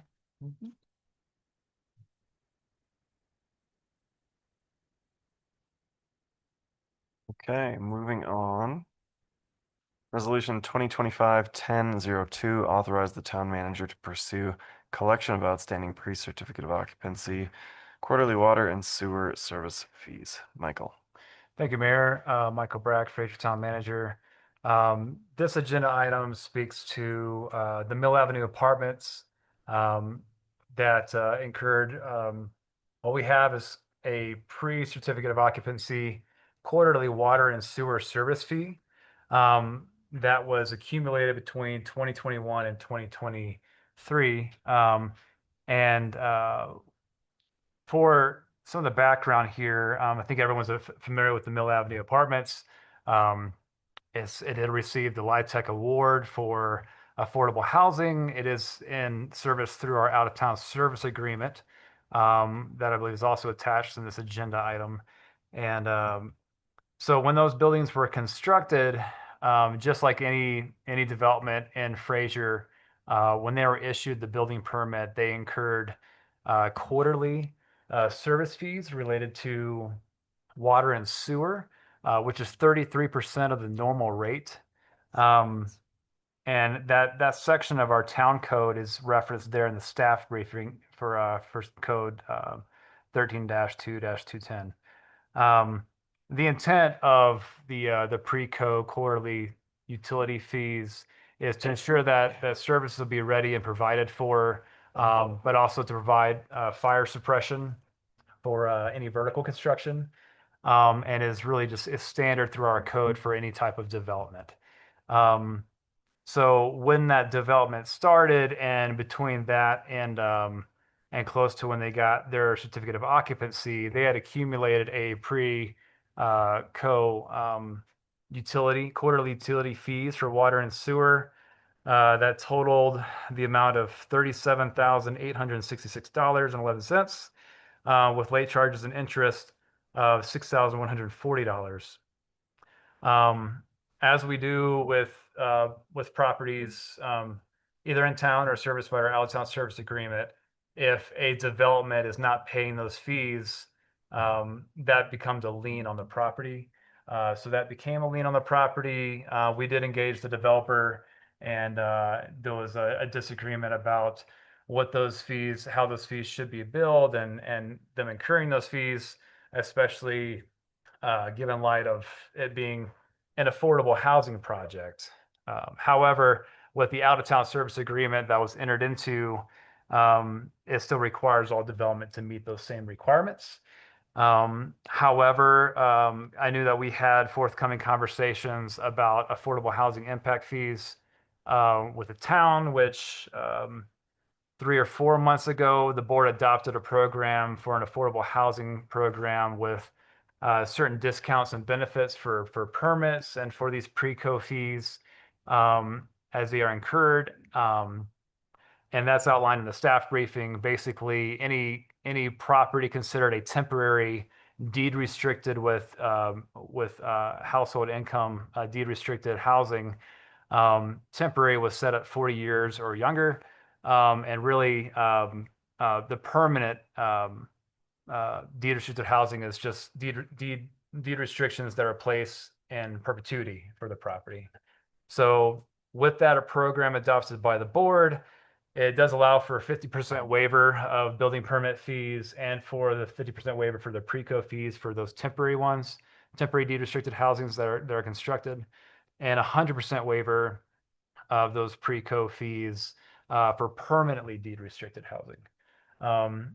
This project is not in town. It is through the out-of-town service agreement. So once we had the conversation about this with the board about that program, I've just highlighted what the board actions were and for that program specific to pre-co fees, and wanted to bring that to you all for discussion on what you would like to do. The Mill Avenue Apartments does have I believe it's a 40-year deed restriction, Clark, through the LIHTC funds. And so again, that is from our program point of view, that's seen as a temporary affordable housing. 40 years is a long time, but it's not permanent, and it's also not in town. So really wanted to bring this to you to see what you wanted to do. When that lien was placed on the property, we did work with the developer to ensure that the lien was lifted so that they could close on their senior financing through DOLA to ensure that the project was successful and preventing barriers from that project being successful. Because again, I think it is a valued project. But for this account specifically, we wanted to bring this back to the board to see what they wanted to do. The resolution that's currently in the packet does authorize myself as the town manager to pursue collection of those outstanding fees. And based on what the direction is from the board, we will move forward. And Clark, I don't know if you'd like to go ahead and speak to that, or if you want to wait till questions come up, but I'd like to give you the opportunity to speak to it. Yeah, hi, everyone. Thanks, Michael. Boy, I don't know if this is a good night to be asking for money. I mean, everybody has their hands out. Mine's a small request. As you guys know, the Michael likes to talk about the LIHTC tax credit award that we got, but that was $12 million of a $21 million project. And that is a tax credit investor that actually buys that and puts their money in the project. It's not like you get a grant like you do from the state, et cetera. It's basically a federal tax program to encourage low-income housing, managed through the states, like CHAFA, for instance. So we did win that. I'm the proverbial dog that caught the bus that probably wishes that he didn't catch the bus, because COVID, part of the issue here, this project drug on for quite some time and got hit with the 2021 inflation that occurred after, a number of bad government decisions were made, in my opinion. But regardless, we were on a 2020 cost budget that would have been hit to a T had inflation been just like what it had been. So we have heavily subsidized that project. I still have a loan to the project and haven't been paid a penny of my loan. And we ended up using two other funding mechanisms that we weren't going to use, one being a DOLA loan, that's a low interest loan and it gets paid monthly, and another one being the CHAFA Healthy Housing Loan. Had we not had the inflation, we wouldn't have had to use any of those. And it was unfortunate that happened, but we forged ahead, and it was quite slow. As you can imagine, this drug on. I would have loved to have had nothing but rent coming in. I think the telling of the project, I was writing checks for $80,000 a month on interest with no tenants, right? And trying to battle. And guys, these are service fees. And so, I mean, you guys know that I worked years ago to adjust the fee schedule so that apartments were viable. Because frankly, it was nobody was going to build apartments here with the fee structure for the plant investment fees. And so we adjusted that. We didn't address the service fees. And I think that still needs to be addressed because I think it should be based on PIFs, not units. Like a studio apartment shouldn't have to pay the same service fee that a 10,000 square foot house in Rendezvous pays, for instance. I mean, that just is illogical from a usage perspective. So y'all will keep hearing from me on some of these subjects until we kind of get it where it works. But the project today services its debt and barely keeps up with its utility bills, and that's it. There's no free cash flow. There's nothing there. If this were paid, it would basically deplete the bank account, and it's managed on a shoestring. We took over management, and it's been way, way, way better. We got approved by CHAFA to be a manager of LIHTC projects. Took over that project approximately 8 months ago, maybe. I actually think had we been managing it during lease up, it would have been far better. The project's been almost full since. There's been a few evictions, but you guys did your thing in 2025, 05, 04, which I appreciate. And I appreciate Michael kind of waiting on that. And you have your tier 1 and your tier 2. And this would be an Uber tier 1. This would be like a tier 0.5, right? This project is 100% deed restricted, 40-year deed restriction, at an average of 60% AMI with the highest of 80. So it's a 30% to 80% AMI project. Whereas your tier 1 is 50% of the units at 100% for a way shorter time frame. So, I mean, this is like on steroids when it comes to low income housing. And I would basically ask you to look at the context of what are service fees for? And service fees are cover the operations of supplying water and supplying sewer. And I heard Michael on the fire supply at a fire hydrant and having it there. But frankly, if the hydrant doesn't get turned on, there's no gallons of water that go through it and no treatment associated with it. And the system's gonna be sitting there idle regardless, because I know I'm designing it right now. We have a lot of water storage sitting for fire flows in tanks that's just on standby for a fire. But part of this fee is for sewer. Okay. And one of the problems and one of the challenges with this project was a sewer bore that also took longer, lots of reasons, but regardless, we didn't finish that sewer bore until right at the very end of the project, like right at the very end. So like we couldn't feed sewer through the sewer plant if we wanted to, right? It didn't exist. So, I mean, I personally think that the service fees being charged when there's no use and no actual connection is not a fair structure. I mean, the plant investment fee is to build the plant. And certainly if the plant were built and nobody was connected to it, well, there would be some operational expense and that would have to get figured out. But in the case that we have, fees like this just simply go to increase the water fund or the sewer fund because they're not getting used for actual operations. There's no operational expense associated with it. There's no treatment going on. There's no pumping going on. There's nothing.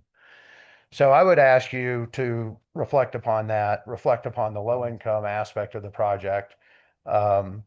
We are a little bit confused, and I think part of the disagreements, I think there have been some changes with how the fee, because I remember at one point there was like a 6-month grace period where there was no service fee, and then the service fee kicked in full. Now I think it's like 33%. I don't know how long that's been there. Once the building permits issue. Once the building permits the day issued. after. And so, I mean, I think generally speaking, there's some confusion there as to what the actual structure is. And the project was modeled with 19.2 taps. And our bad, when we did the apartment thing, we didn't address service fees. But really, service fees should be associated with taps. And I mean, you guys are going to learn this on the projects that you're doing. Our highest utility expense is water sewer at that project, the highest, and it's their gross rents. If they were passed through to tenants, I'd be like, whatever, charge them whatever you want, Michael. But they're not. And so it's one of those things that the project's burdened with this expense, and it has debt service to cover, et cetera. And it literally has no reserves. I mean, if something breaks, I'm probably writing the check to fix it. And frankly, these light tech projects are designed to work basically like that, to cover the debt service, to provide very inexpensive housing. And we built a project that is not a typical light tech architectural project. I mean, normally you'll see boxes, and Cornerstone built I think a really, really nice apartment complex. And we're building 2 more of the identical units that are free market now. So, I mean, I would just ask that you kind of take that into consideration, take the fact that you guys now know how hard housing is, and you probably cannot achieve the levels that we have achieved on this, even if you got a LIHTC grant, because it would take a lot of other grants, or a LIHTC award. It would take a lot of other grants to make up the difference, because it doesn't fund the whole project. So, I mean, I think we're fortunate to have it as a community. I think I'm unfortunate to have been the guy that got to build it. And then ultimately now it falls in my lap on management, and I deal with that. But it is full, and it's largely families, employees in Fraser and Winter Park area. And, back to the transit thing, you guys have heard me. I was a ski bum, and I live in housing in Aspen for 12 years. And my goal is to have all of our employees living where they can walk to work, ride their bikes to work, or hop on the bus and go to work, but right here in our town. So when they get off work, they go and get a coffee at Park's Coffee Shop, or go to the brewery and get a beer, right? Sending them to Granby costs a lot of money, is unnecessary. And Fraser is in a very unique circumstance. When you look at all the other major mountain resort communities in our state, we have a lot of land available. And go look at the project that Aspen's doing now, where the old BMC West building supply was, and what they paid for that. It'll choke a horse. And that's what happens when you kind of don't plan. We're planning. We would not have a housing inventory problem had we not run into some of the governmental road bumps that we've run in over time here. There would be a lot of housing built, and I've been very focused on housing, and we're still focused on it. Case in point, the projects that we literally are building now, the ones that are submitted to Grand County currently, right behind these, 14 more of those buildings. And we're not going to back off of that, because we think it's just a very appropriate spot, and it's hugely beneficial to the town of Fraser to have all of those housing inventory units right there. I have seniors that walk to Safeway to get their groceries. How cool is that? There is no better spot. So in any case, I would just ask you on this particular item, I'd rather not have fights over stuff like this. But it was a tough time. There were no costs incurred by the town for water sewer, and it is better than your tier 1 standards in your recently adopted resolution. So please. I hate to be like the third person asking for money tonight. I feel horrible. You're only the third. Okay, Mr. Lipscomb. I had the privilege of reading the out-of-town water and sewer agreement today for the first time. I had to take a high blood pressure medicine for that experience, because we spent a lot of time negotiating with you to bring that into the town. Okay, here we go. And no, you get to listen to me. Good. All right. So we annexed it into the town, and then unfortunately it got unannexed into the town. Not my fault. But when we spent all this money, you were supposed to buy water and sewer taps in 100 increments in order for us to have enough money to service that. And so this concept that you have of, that we're not turning the tap on, so there's no usage, that goes out the window. Well, I don't understand. Hang on a second. You guys do know that in the out-of-town service agreement, we pay 110% of the tap fee in advance. For one tap. Okay. Not 100 in No, but increments. for the whole building. Well, we Okay. were talking 100 in increments. Well, So- that's, Service I mean, fees are 1.1. yeah, but I mean, Peggy, that is what tax it's done. But I mean, we would love to talk about annexing Into the Fire town? Peak filing 2 Lot 2 into the We town. just talk about the whole thing. Peggy, we've done that. You know that. And you took 2 years of my life and Remind you that that's what $2.6 million, and the voters spoke. and they didn't want it in town. And 9 you know, voters, so it 11. wasn't It was exactly, 11. wasn't It a was 11. landslide. But yeah, very frustrating, mind you. And it is what it is. And today we're plowing ahead, and I think it's a great solution to be having this. First, personally, I think Jeff Durbin that was involved in negotiating this out-of-town service agreement. One, it was to get rid of a second sewer plant, okay, which was a huge benefit to the town. And though financially, one of the most important things I think to the town was having funds for the old water system in Old Town that frankly didn't ever collect plant investment fees or didn't. The system was so old and you're experiencing replacing parts of it now. Byers Peak Ranch, and we specifically structured in that out of town service agreement a provision that allows Fraser to shift its fees there for taps to load up the plant investment fees in the water. The goal being trying to backstop what was effectively a failing water fund for the old town system and using Byers Peak Ranch. So if I'm successful, Peggy, and we get these 60 built and then we get the next 462 built, there will be a lot of money in that water fund. And I think that's great for the town. And it's up to you guys to decide, do you want to shift it? Because the sewer fund's real healthy. Do you want to shift all of that tap fee to the water fund? And that was the goal at the time. And that still remains our goal, is to make sure that Fraser's got a healthy fund system. And I really do think that the development of that property without you having to take care of the roads and doing a lot of the other stuff that you do in areas financially, Jeff argued this was a better deal for the town than our annexation. Well, So, I mean, Jeff and I regardless of disagree on a here or lot of there, but- things, so, Yeah. but But we I are where also we're now at. find out that we're having to drill a well to service that, and you did not bring any water rights to the table in this little transaction. So I really don't think it was such a great deal.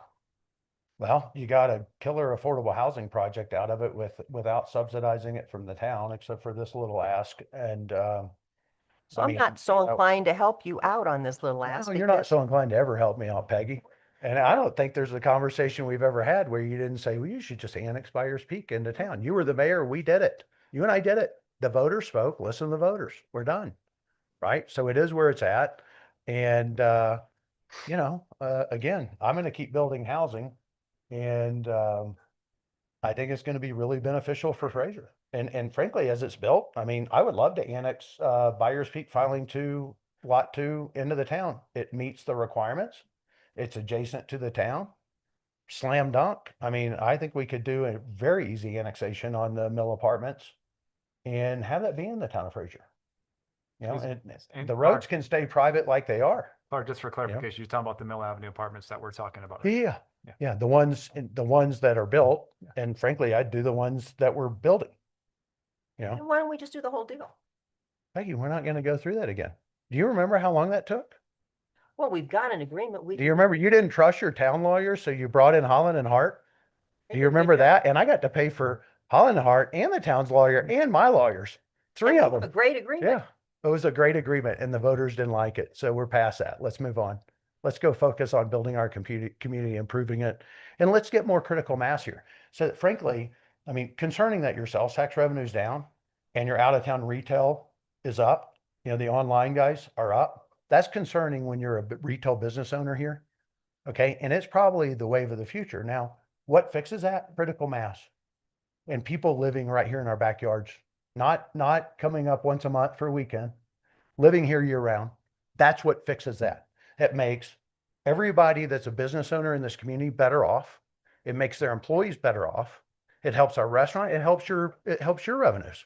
So we should be focused on that and kind of move on from, the old petty things that didn't work out like we all had hoped they would work out.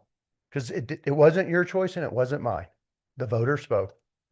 So anyway. I'd like to bring it back.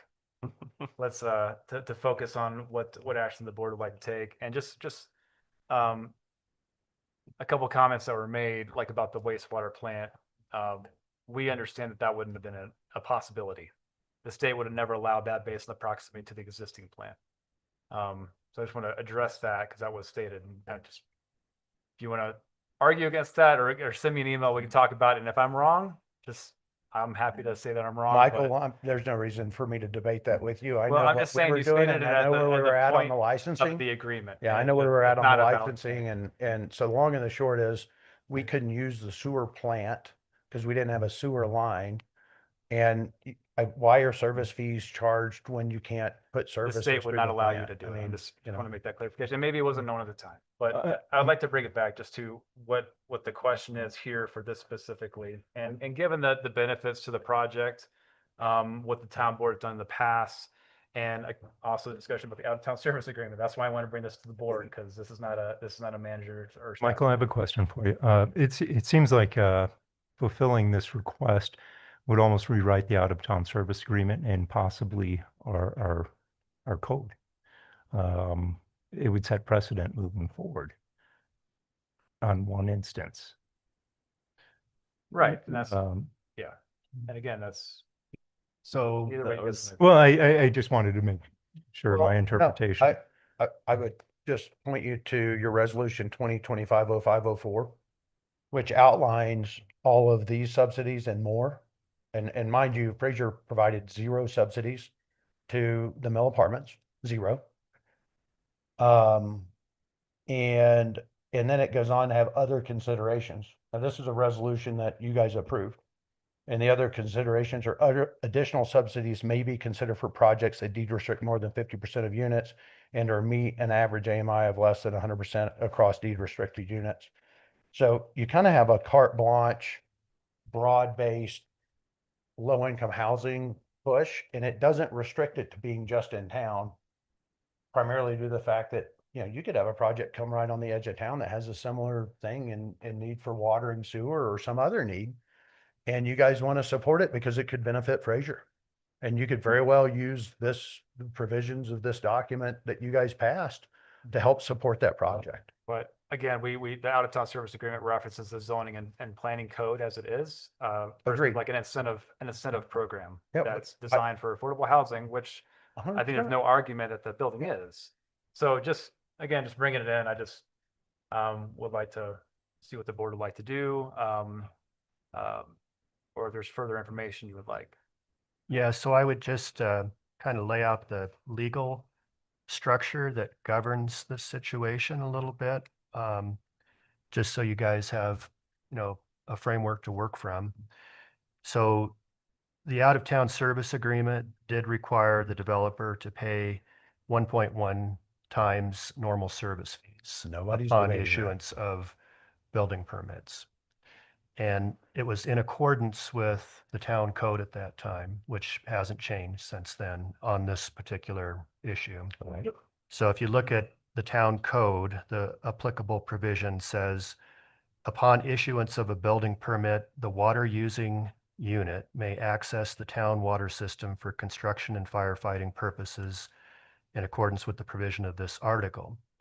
After issuance of the building permit and prior to issuance of a certificate of occupancy, water service fee shall be assessed at 33% of the normal base service fee applicable to the unit.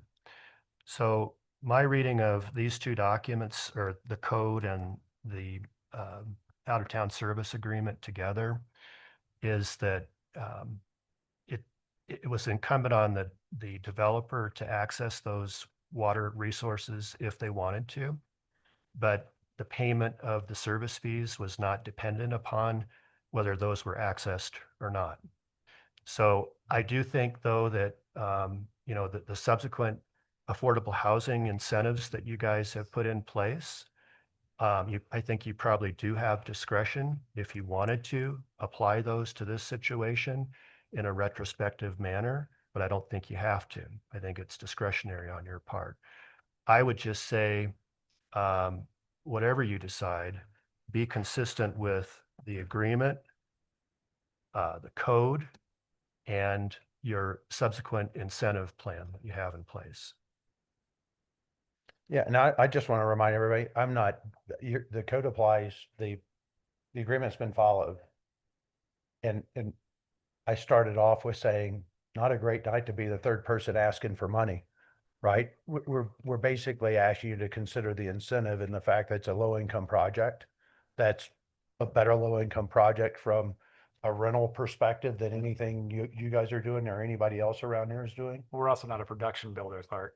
What's that? We're also not a production builder. Okay, there you go with your offensive Well, you comments keep again. But, comparing yourself with a town. I'm just trying to be realistic I here, understand. I mean, I'm a developer and a builder, and and we're not. we can do apartments and we can do custom homes and we do it all, Michael. It looks good. So I'm a builder. I wouldn't characterize me as a production builder solely. And there's not a lot of builders that do all their development infrastructure as well. So, yeah, the skill set is definitely a little different in my camp than it is at the town level. Yeah. And perhaps maybe when you have private sector people trying to build housing, you should support them and help them more than fight them. And then maybe the town wouldn't have to be looking at millions and millions and millions of dollars of debt and hoping that people rent their units. And I mean, not a hard formula. I mean, you don't seem to be very appreciative or thankful of what we do and what we bring to the community from a capital I perspective never said that. and Clark. what we've been committed for 25 years to this community. Okay.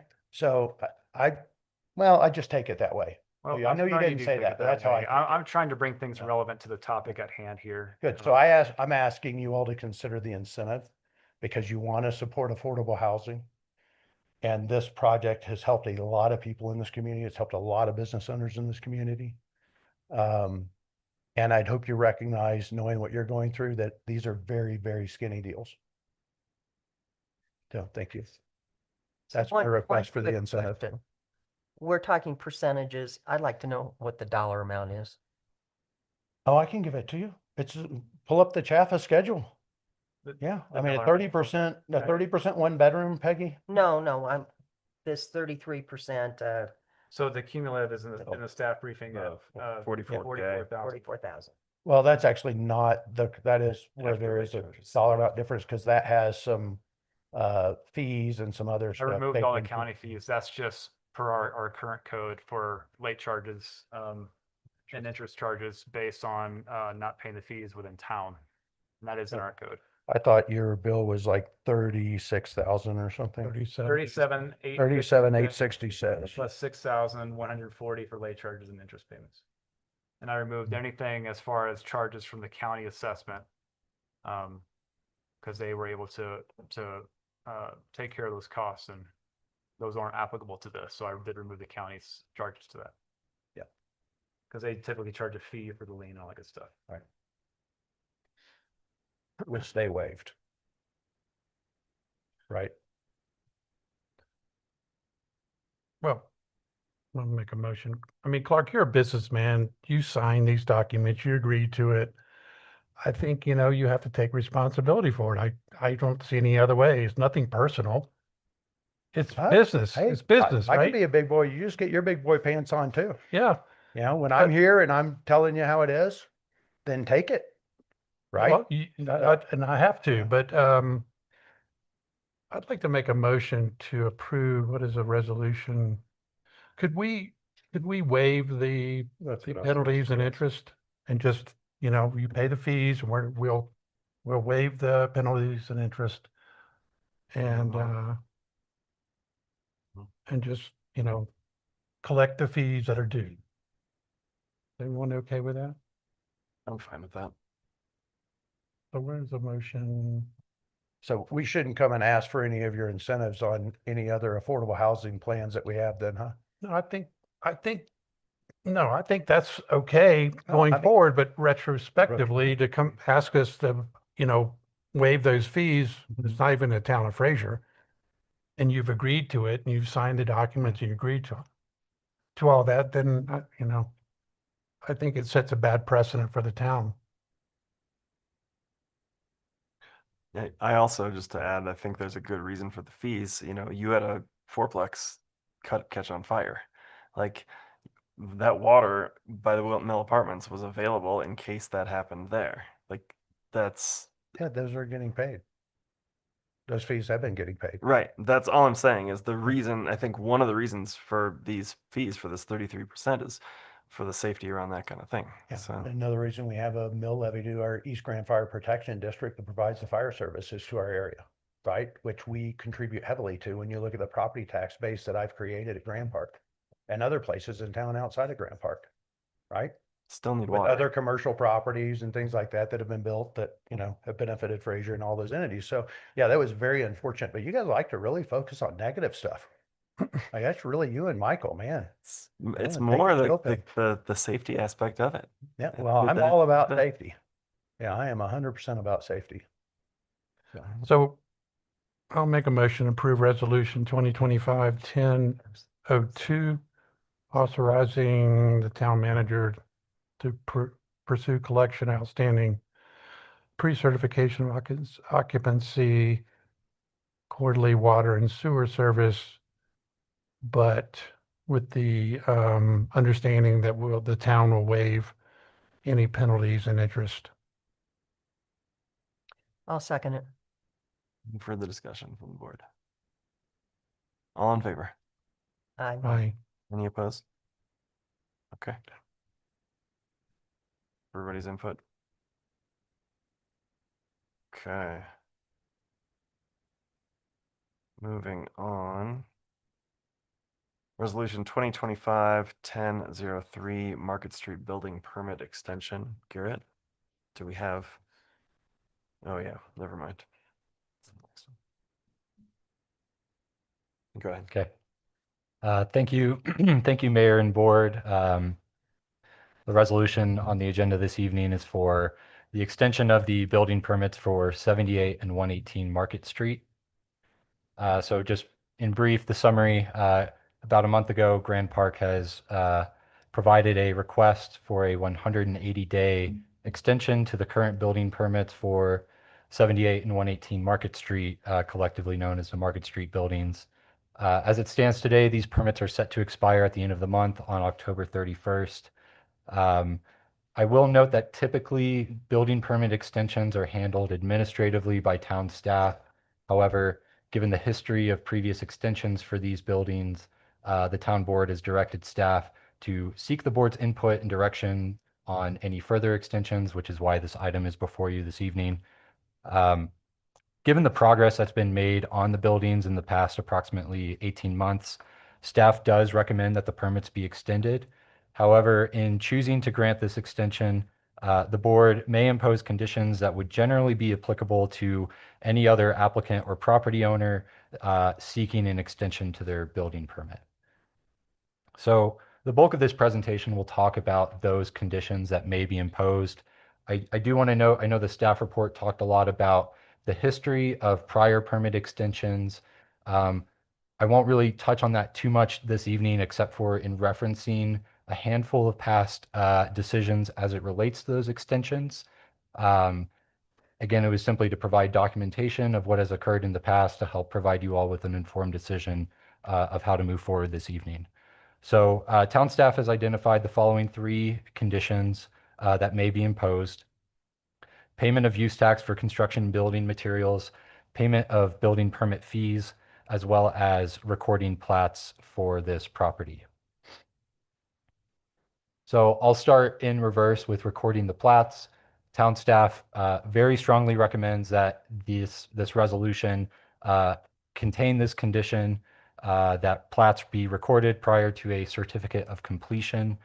This is consistent with what town staff has previously communicated to the applicant and is also consistent with a previous resolution from earlier this year that approved the final plat for the Village at Grand Park Filing 3A.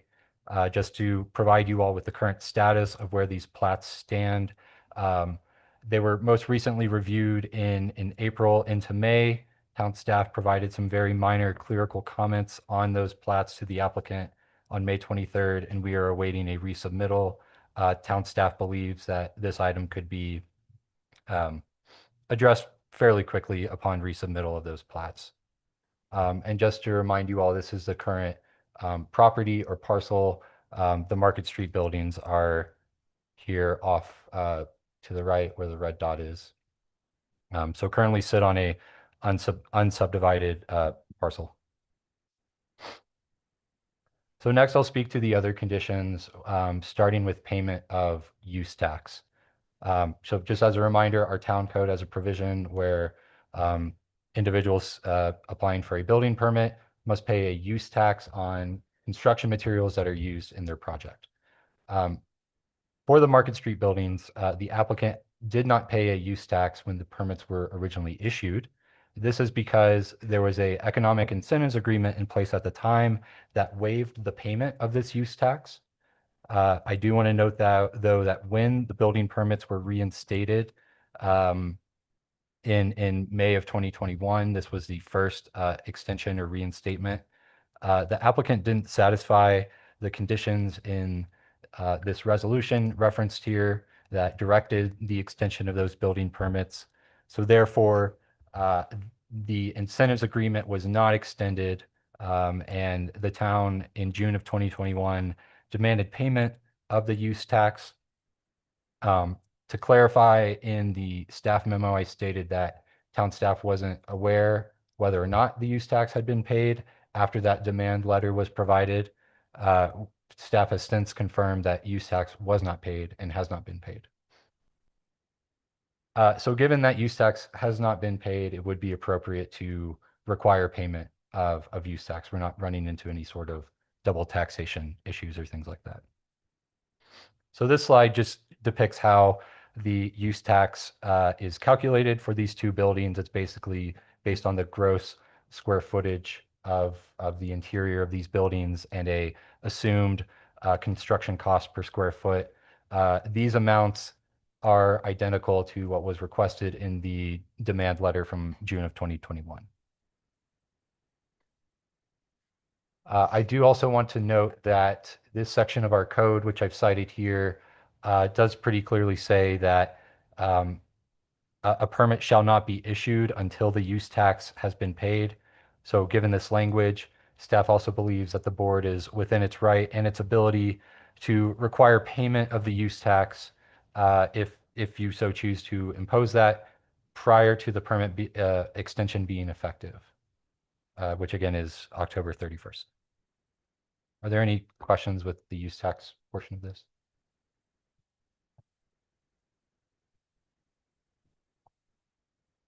So moving on to payment of building permit fees. The applicant did pay building permit fees in 2018 or 2019 with the original issuance of these permits. However, just because fees were paid initially, that does allow the town and the building department to assess fees again upon a extension or reissuance of a building permit. And the reasoning or logic behind this is that the alternative to granting an extension to a building permit is allowing that permit to expire and requiring the applicant to submit a new building permit application. And because fees are required for a new permit application, they should therefore also be allowable with any permit extension. So again, if the board chooses to impose building permit fees with this extension, they break down here as follows. Again, this is determined based on the fee schedule in our code and the same construction valuation that was used in the determination of the use tax. Similarly to use tax, so the town has adopted the 2021 International Building Code. The section pertaining to fees has this language here in italics stating that a permit shall not be valid until the fees are paid. So again, given this language, staff believes that the board has the ability to require payment of building fees prior to the permit extension being effective. So just to summarize, the total use tax and building permit fees that could be imposed across both buildings, it's approximately $60,000. So just a few other items or options for the board's consideration. In determining the amount of the use tax and or building permit fees that are imposed, the board could choose to consider the approximate completion of the project at the time of permit expiration, and then therefore provide a prorated amount of those use tax and fees. So for example, if there is an agreement or understanding reached that the project is approximately 80% complete as of the end of this month and the permit expiration, the board could choose to only impose or apply a reduction of 80% and only collect 20% of those amounts, essentially accounting for the work that's already been completed. Lastly, with regards to the timeline for building permit extensions, again, the words that are italicized come straight from our town code. The town is authorized to grant an extension for a period of not more than 180 days. 180 days is what the applicant has requested, but an extension could be granted for a shorter period of time. So in conclusion, staff recommends that the board approve Resolution 2025-1003. We do recommend that at least the condition for plat recordation be part of that resolution, and the conditions related to use tax and building permit fees are at the discretion of the board.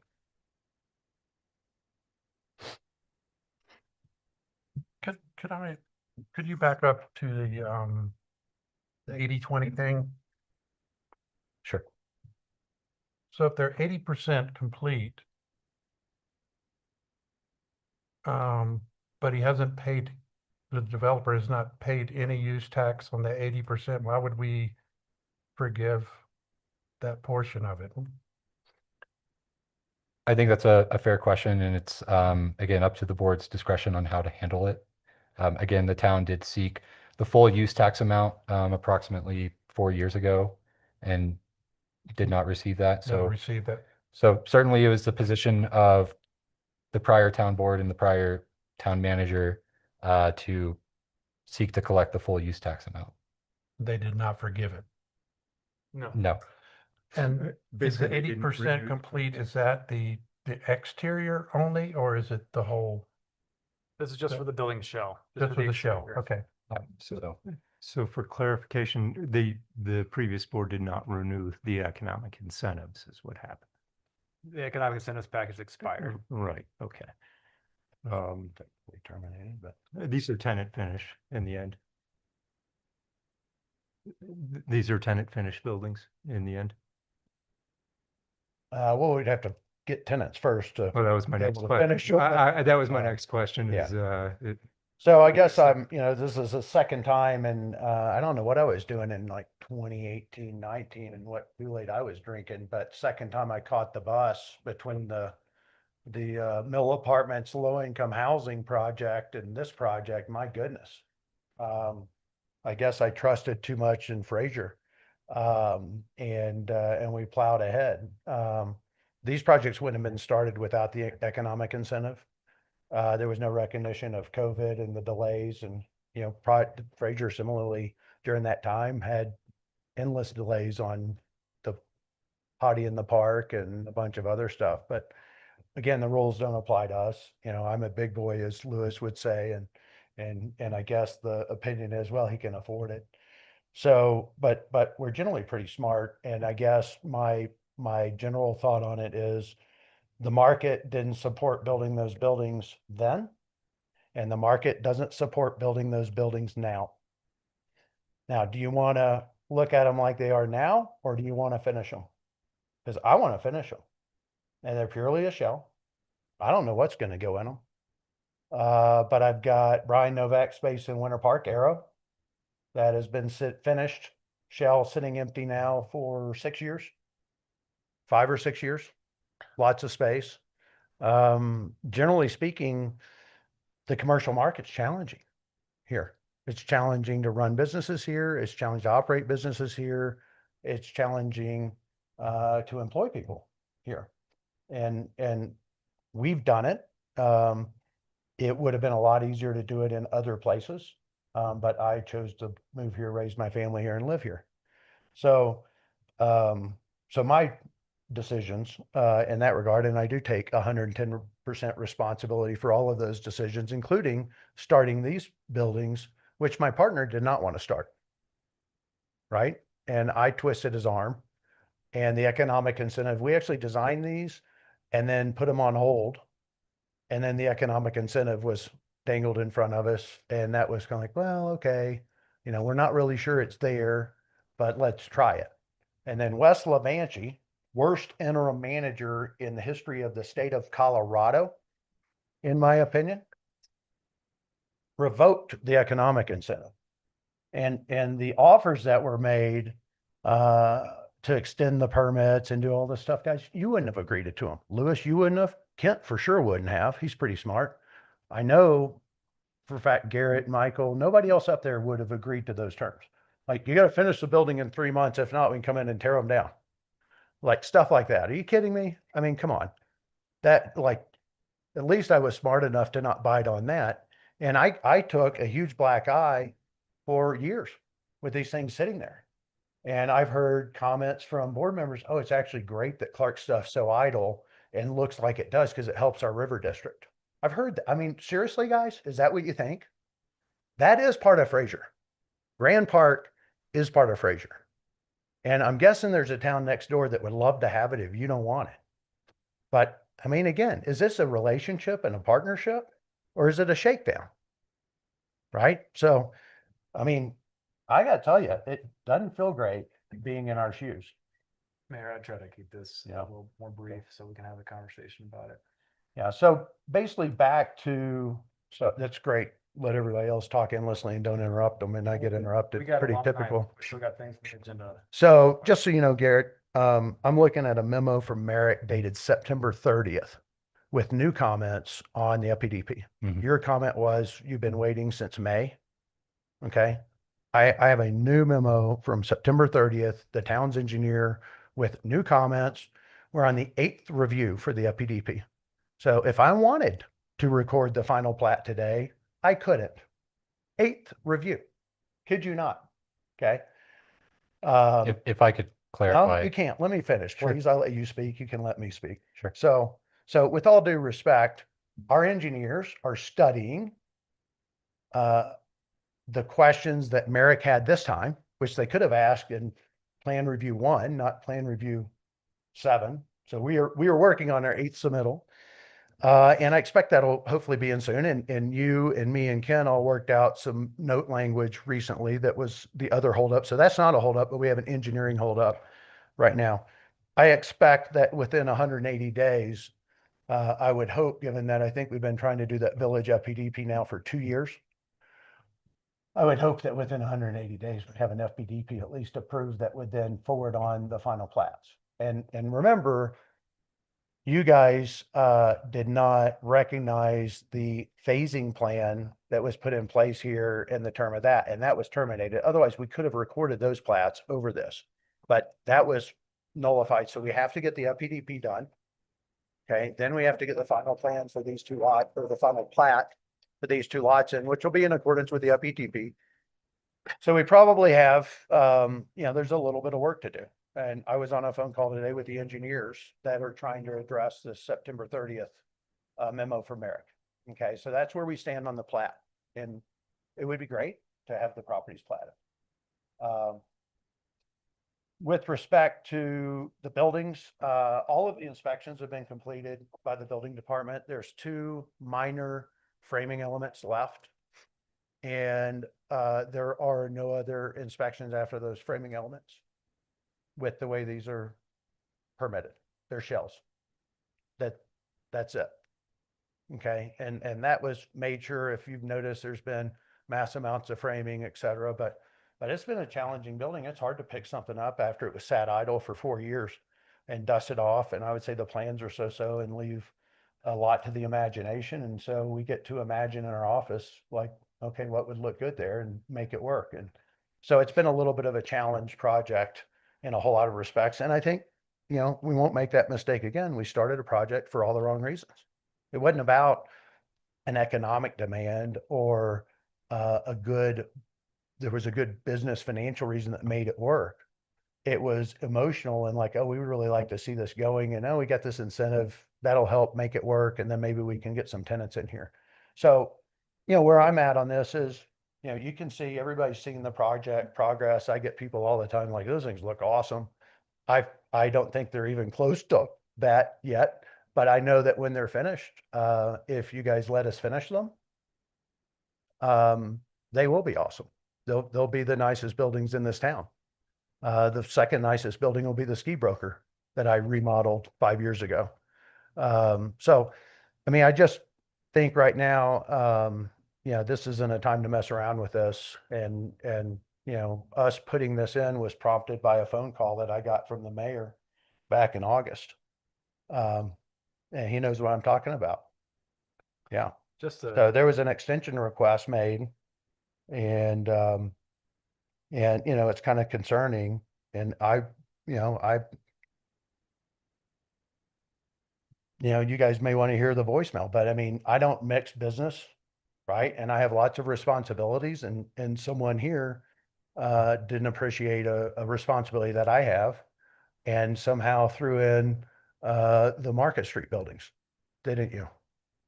Okay, here. It's been a topic of conversation for what, 5 years, Clark? Maybe 6 now? Mm-hmm. We just want to get them finished. I just want to clarify, there's no, tell me otherwise, but is there any interest in board in not extending the permit? No, we want to see it finished. Clark. So there's no understanding of wanting to stop. We want to. Clark, I don't think we need to hear this. It's just where we're at. No, I think it's pretty inappropriate. Well, that's a separate topic. I appreciate not that. I mean, come on, guys. I mean, the bottom line is completely inappropriate. Okay, and you kind of couple all the things together. I mean, I'm not even gonna sit here and debate this anymore. I mean, either y'all want us to keep going and we're making great progress now that the windows, which are still not freaking finished, but that the windows showed up. And as soon as those were in, man, people were lined up and stuff was happening like you can't imagine. But I couldn't do anything without those windows. Okay. And I'm still missing windows. Okay. That's like another sore subject. But I will similarly, again, point out, you guys are now in the construction business. Well, you're not. You actually hire contractors to do it, but you have projects too. And Claytonport, way behind schedule. The Potties, way behind schedule, not even close. Stuff happens in construction. There's things that are totally out of your control. And, fortunately, we don't have any debt on those buildings, right? It's all cash. We have the wherewithal to finish them unless you guys stop us. There's no interest in stopping you. Mark, So I think we let's want get you them to, finished. we want you to finish them, but I think the problem that a lot of us have, and we hear from our constituents, is they've sat idle for years. Not by my choice. Well, 2 years ago, you signed, we renewed your building permits, right? You didn't do anything until probably midsummer to start on them. Midsummer this year. What? Okay, let me just. So, help no, out no, here, no, let Louis, me, since fi- you let me, don't let me understand finish. construction. Let me finish. One building, hang on a second. Clark, One Clark, building didn't Clark. have the second Can I floor. finish? Clark, Let me finish. My God. Last summer, there was nothing done all summer, and I watched you build houses across 3 houses, Okay, let me stop you 16 right there. condos. That's not true, Louis. Okay, Okay, the that's just what I second saw. floor and the roofs. The second floor went on one building, the roofs on both buildings Last year? last year. Yes. Okay. Okay. And that just shows how little attention you pay to this stuff. I Hey, pay do a you lot of think it attention. galls me every day to have to look at that stuff and to know that I started it for all the wrong reasons based on a commitment from this town for an economic incentive and twisted my partner's arm to go do it? Not great. Right. Not no, great, I don't think it was right? a good Only- decision, but yeah, in only retrospect, a I failure think to we're say going. we haven't Clark, done at this anything. point, I That's think just there's a not true. resolution available, Yeah. and if someone wants to make the resolution, could I clarify something in the resolution? The last point, number 3, seems to be a bit of contention around the plats being recorded. Is that not ready? So I will clarify some of the comments made by Mr. Lipscomb. He is correct that the final plan development plan, or FPDP, for the village at Grand Park is still under review. But we have communicated to the applicant, and if it has not been clear, it will be perfectly clear now. We have always been ready to record the Market Street building plats, subject to finalization of some small details in them that were identified and provided to you approximately 5 months ago. So again, I do think it is not a contentious item. I do think those plats, as well as the FPDP, could very well be finalized within the next 180 days, certainly. And staff is, obviously willing and will continue to work with the applicant to finalize those documents. So does that wording need to be changed at all for number 3? I don't believe so. Again, we're just talking about the Market Street building lots specifically. Other lots that are proposed to be platted as part of the overall village at Grand Park. Those are not ready to be platted at this time. And additionally, as part of the approval for that overall final plat, there was a condition that these lots specifically be platted first before any other lot. So this condition is consistent with that, and I do think it is very much achievable. Should we put a date on it? Must be finalized and recorded by the end of the 180 days, or? So I would maybe reference the prior statement. As currently written in the draft resolution, all conditions currently are proposed to be completed prior to the issuance of a certificate of completion, which would be the end of the extension period effectively. Okay. So that's how it's currently written. It could be changed. I do, staff believes that tying it to the permit extension is a bit cleaner. But again, as I discussed, the board has the discretion to require payment of the use tax and building permit fees sooner when the building permit expires. I would highly encourage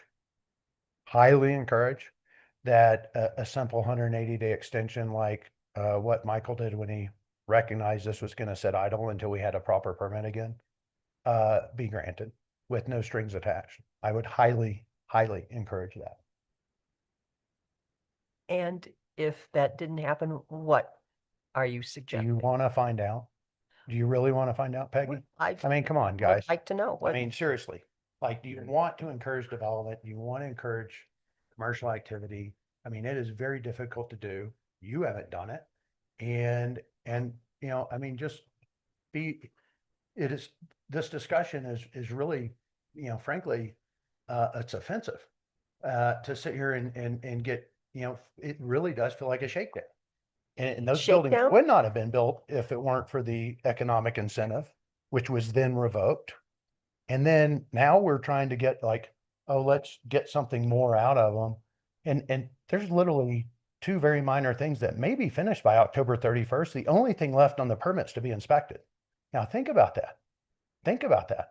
What do the buildings look like right now? Okay. And are the items that are remaining to be completed part of building permit inspection? So, I mean, just guys, I mean, I'm just trying to be helpful, and we're trying to move this project ahead. Well, So please be helpful in turn and trying to recognize move it that it's been not good for any of us. And let's make it better. Okay. That would be my advice. Personally, I'm in favor of the extension. I don't know that the permit fees are necessary. Use tax is more debatable. I do think the recording requirement should be in place. And I would also caution the town with our economic incentives, because I'm looking at the 2017 agreement and it all says public good, and all we've had is public discourse. Both sides. So I guess that's where I stand. My opinion is use tax should be paid, and then we prorate the 180 days for the permit extension.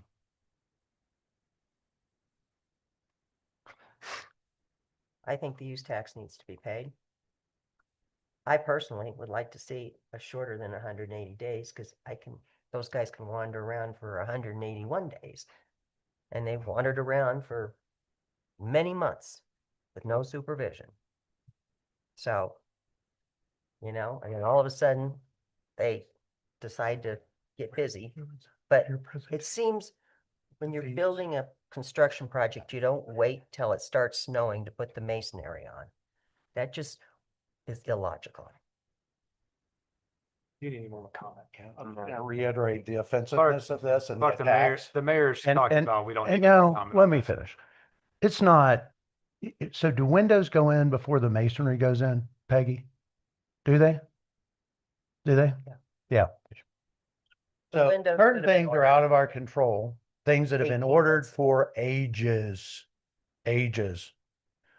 So it's really offensive to hear you sit here and criticize. We've been pretty successful building a few neighborhoods and a few homes here and there in this town.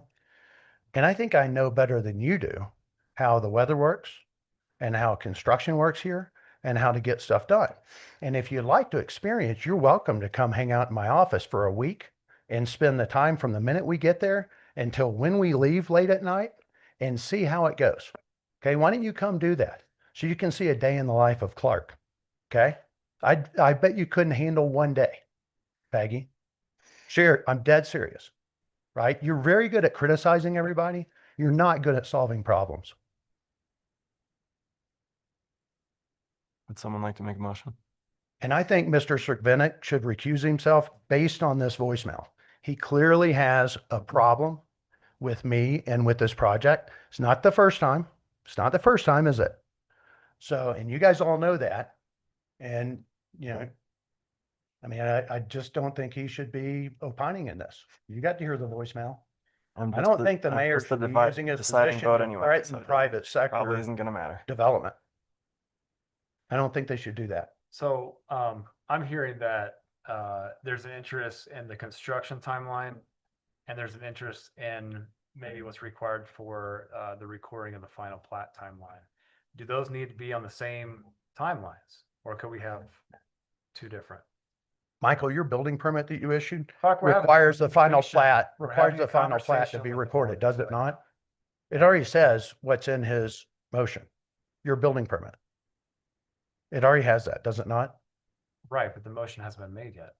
Not the motion, the building permit that you issued that expires October 31st, it already has that condition.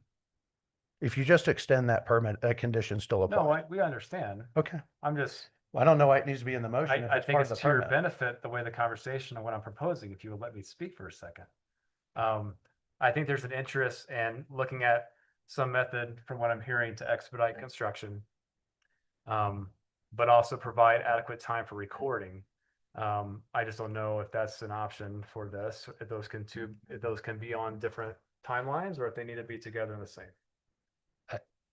Again, I think it's just cleanest to have the deadline, at least for the plat recordation, to be no later than, issuance of a certificate of completion. Just keeping those items tracking together. Again, if the plats get recorded sooner, that's fantastic, and town staff will work to accommodate that, but it should be no later than issuance of the certificate of completion and closeout of these permits. And we have no problem with that. And our understanding is that's the current permit term.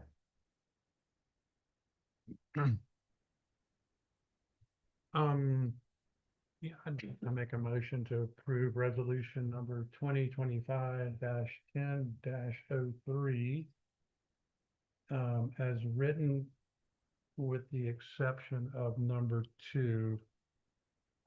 I'd like to strike that and just waive the additional permit fees, but maintain the use tax fees.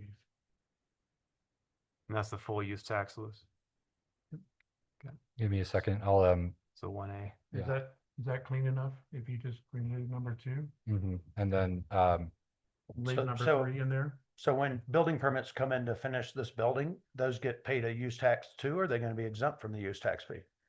they would still pay a use tax on as That's based. real helpful to those business owners. Well, to clarify, it was in the presentation, the amount of use tax that's being assessed is based on a unfinished basement valuation, which staff believes is the closest valuation to the core and shell scope of work for these buildings. The valuation is not based on an ultimate end use. Again, when building permits for the tenant finish out are applied and received, use tax would be collected and assessed, again, at the rate for their use and to account for the value of what's already constructed, certainly. So use tax would be collected, but not, at the same rate as a full brand new construction. So Garrett, was the raw shell built within the first incentives program? Where use taxes were waived? So it should only be the additional construction since then? The economic incentive agreement expired. Yeah.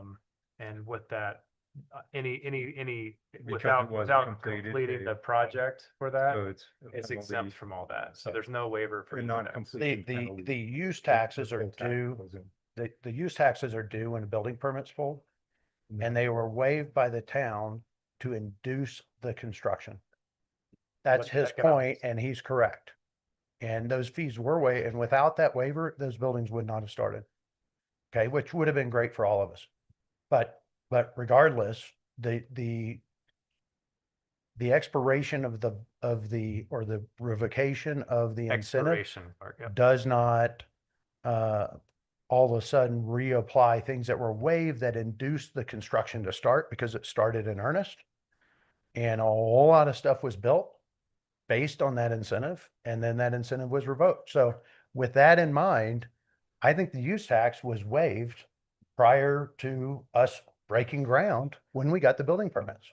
I guess, and I'll counter saying the awnings and such were on a newer permit. Or a reissued permit, so, and that's where I think, But I was I already. guess, Adam, my point is Yeah. the buildings that we're building, we Yeah. haven't changed. Let the building permits that were permitted originally are what we're building, Okay, okay, from 2018. And so doing that incentive, waiving those fees, issuing the building permit, those fees were gone. Okay, so try to grab them back after I don't think that agreement should have gone away. But to try to grab those back after the fact, I think is not wise. And do we really need another fight over something like that? I mean, really? Are we ready to finalize the motion? I made a motion, So Louis, your motion was to waive the reissuance of building permit fees, require payment of the use tax before the issuance of a building permit. And then is the last one just maintaining the final plat recording, which is currently with the permit? That's really just put in there for informational purposes. I just basically eliminate bullet point number 2. Right? Is everyone fine with that? Can I remove that to make this a bit cleaner? Unless, you have any. My only comment would be regarding the argument that's being made that the use tax was waived through the economic incentives agreement long ago. Part of the consideration that the town gave to waive those use taxes was a follow through on the commitments made in that economic incentive agreement, and those commitments weren't made. Therefore, anything that was a benefit given in that agreement by the town is not enforceable. Well, I think similar detrimental reliance on our part falls into play as well. And so do you really want to argue that in court? I'd be happy to, Unless, Clark. I'm sure you would, because I know you love getting paid by the town. There's a motion on the table. But I mean, is that really worth it to you Is guys? there a second? I'll second the motion. Any further discussion from the board? All in favor? Aye. Any opposed? Okay. Motion passes. Okay. Ordinance number 527, imposing a temporary moratorium on land use applications in the business zone district and declaring an emergency. Garrett.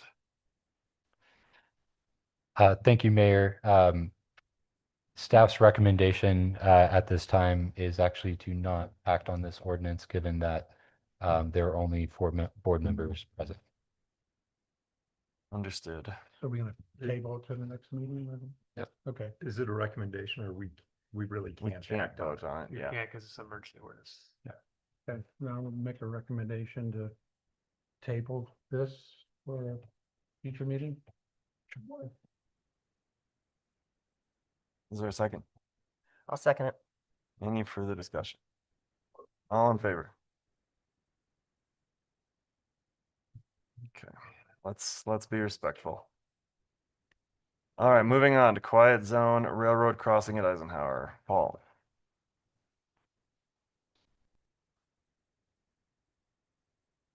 Good evening, Mayor, Board Trustees. Before you have a memo regarding potential to create a quiet zone at the Eisenhower Railroad crossing. So a little bit of background, members of the community and the board have asked if there's a possibility for creating a whistleless crossing. Town staff has reviewed the Federal Railroad Administration's Guide to the Quiet Zone Establishment Process information guide and found that it allows for the appropriate public authority to create a quiet zone in accordance with certain criteria. Using the FRA's quiet zone calculator, the crossing's quiet zone risk index is below the nationwide significant risk threshold, not by much. The risk index threshold is 15,488, and the crossing as currently exists has a risk index of 15,056.83.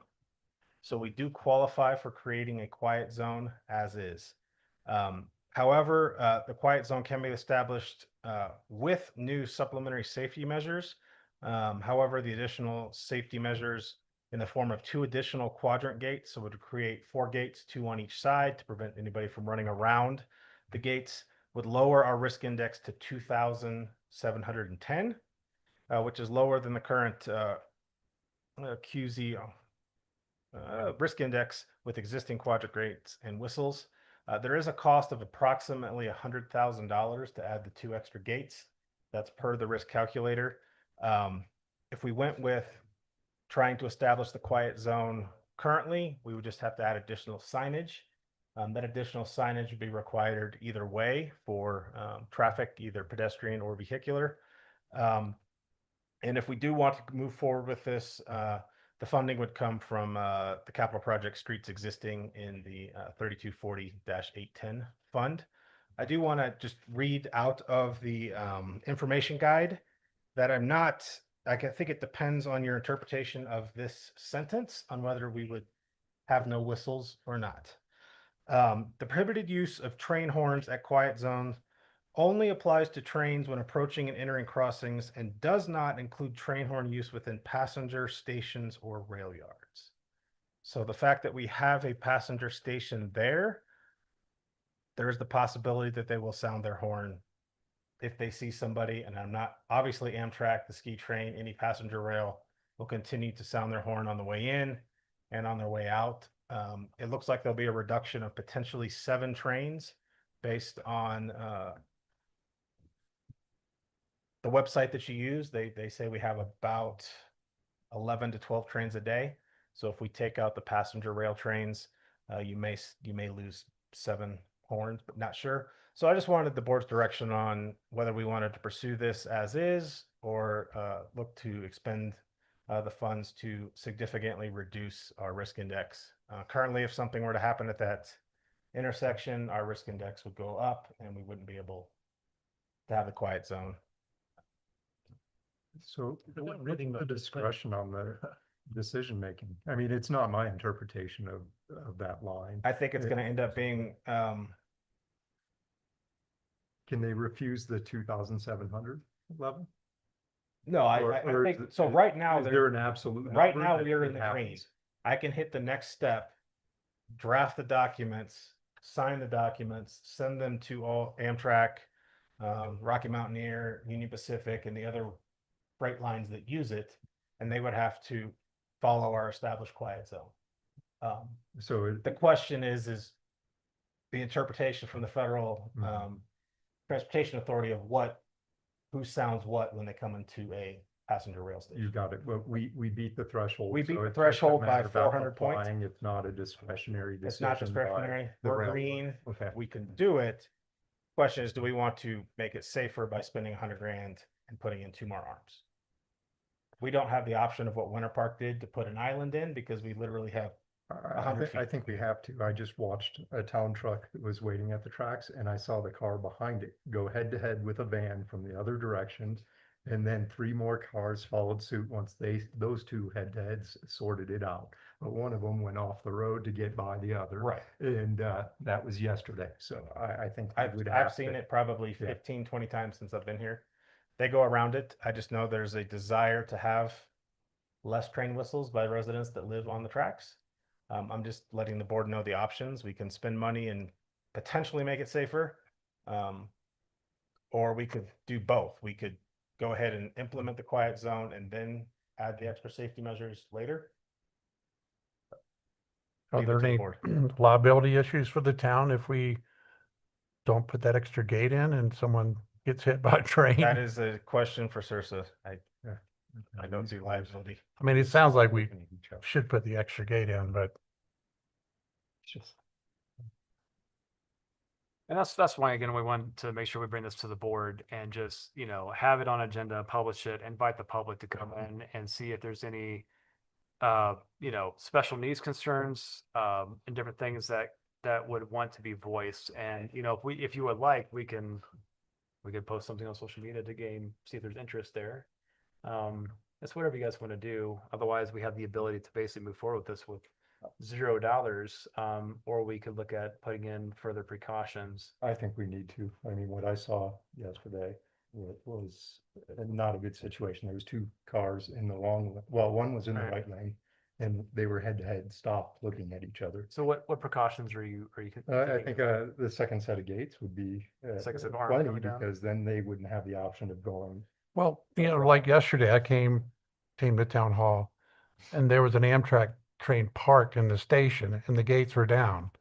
And there were people milling around outside. I mean, that didn't sound, I mean, I don't know, the gates probably shouldn't be down if someone's just parked there, but Well, and that's another reason why they're not allowed to have, and they're making modifications to that train platform. There's not supposed to be the platform is not supposed to be within 300 feet of the intersection. So I believe. they're gonna move it down. So loading areas A and B are going to go away, and they're just going to put them at the other end to the north. So if a train stopped there, the If gates will that open. happens. Well, it should. I mean, if the gates didn't open, he literally pulled forward 10 feet too far. Basically, is what happens sometimes. But they're going to remove those first two. Well, it was platform going loading that areas. way. And a lot It of was times heading they leave the north. car. So he And stopped short. Yeah, or he stopped short. Okay. But they're going to take A and B and move it to the other end. Chief, are people, when the arms are down at the railroad crossing and people drive around the arms, is that a violation of the Uniform Traffic Code? It is. Something that we could. Something. I got pulled out of Something. meeting for. Something that could be. Something that could be discussed is just about like the warning of not crossing that. It's already enforced or something along those lines. We could have signage that helps deter people from doing that, if that's the safety concern. More of my concern was just pedestrian crossings. And you have the two arms come down, you have the blinking. That's pretty indicative that there's a train coming. But I'm trying to think about scenarios where you may have some special needs that may need some different provisions. The non-government vehicles don't care. They go around. I watch it every day, probably 20 times a day. Non-government vehicles, you mean? The town employees stop and wait, but the cars behind them will go around that vehicle and go through the tracks. And that's what happened the other day is they came head to head, dead still at the tracks and having to figure out who goes first and how to get around each other because one of them was making an illegal crossing. Mm-hmm. Actually, they were both making. Right. They both I have was to gonna go. say, they both have to go. But to left one was lane. in the wrong lane. Are you saying that passenger trains are required to use their horn? So it's not discretionary, they have They're to, gonna use their horn, and I would but it would eliminate the that's 4 and the 5 overnight, 5 yeah. AM trains from. potentially eliminate the 7 freight trains that come through town. At night predominantly. At night, through the day, in Kremling, they whistle half the time at a cattle ranch driveway.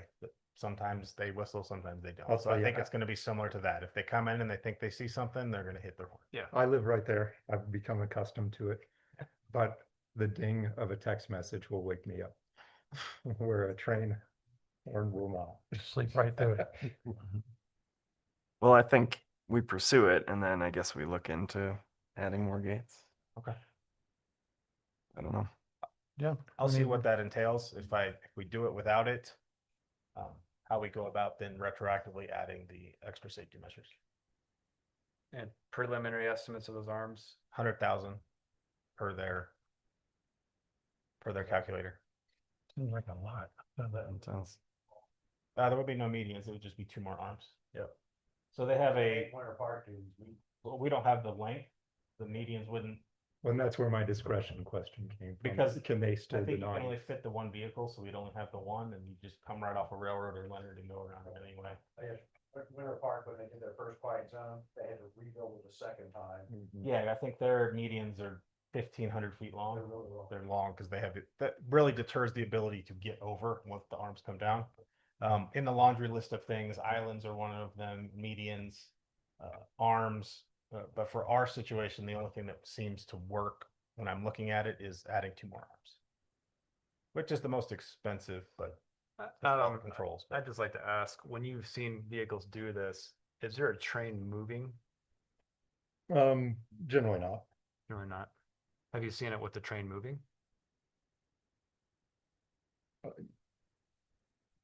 I'm just curious. No, I'm trying to. As far as like evaluating the safety of it, you if it's know, a fender bender, I- they I both guess- got to back up.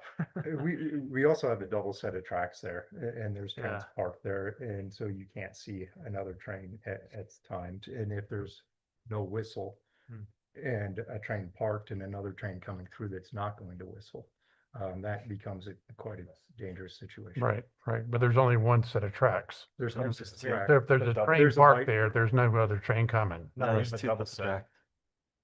So if the ski train is parked, if freight line could be coming from But Tabernacle. it's parked down, way down But there. it's down, but you could still possibly, if you were coming out of Old Town, not see the freight. Right, right. And it used to park right here. So, you know. I mean, there's scenarios where Yeah. here, right outside of Town Hall, it's 2 tracks. I think. But They not both- at the crossing, not up The there. crossing is 2 tracks. Oh, it is. Yeah. It narrows down It would scar me for life to see. out a car towards, Okay. towards Murdoch. Didn't really even notice. if I made this decision. Okay. Okay. We need a, So no, I That- just needed, is that- just needed a, Direction. yeah, we'll Yeah. pursue it and then I'll Go just see for it. what happens if we go with the as is and what it takes to go with the SSMs afterwards. Thank you. thanks, Paul. All right, updates from the board? Nothing? Updates from staff? Just a quick reminder, we are doing our soft opening for the pump track tomorrow at 4:30. So you're all invited, bring your bikes.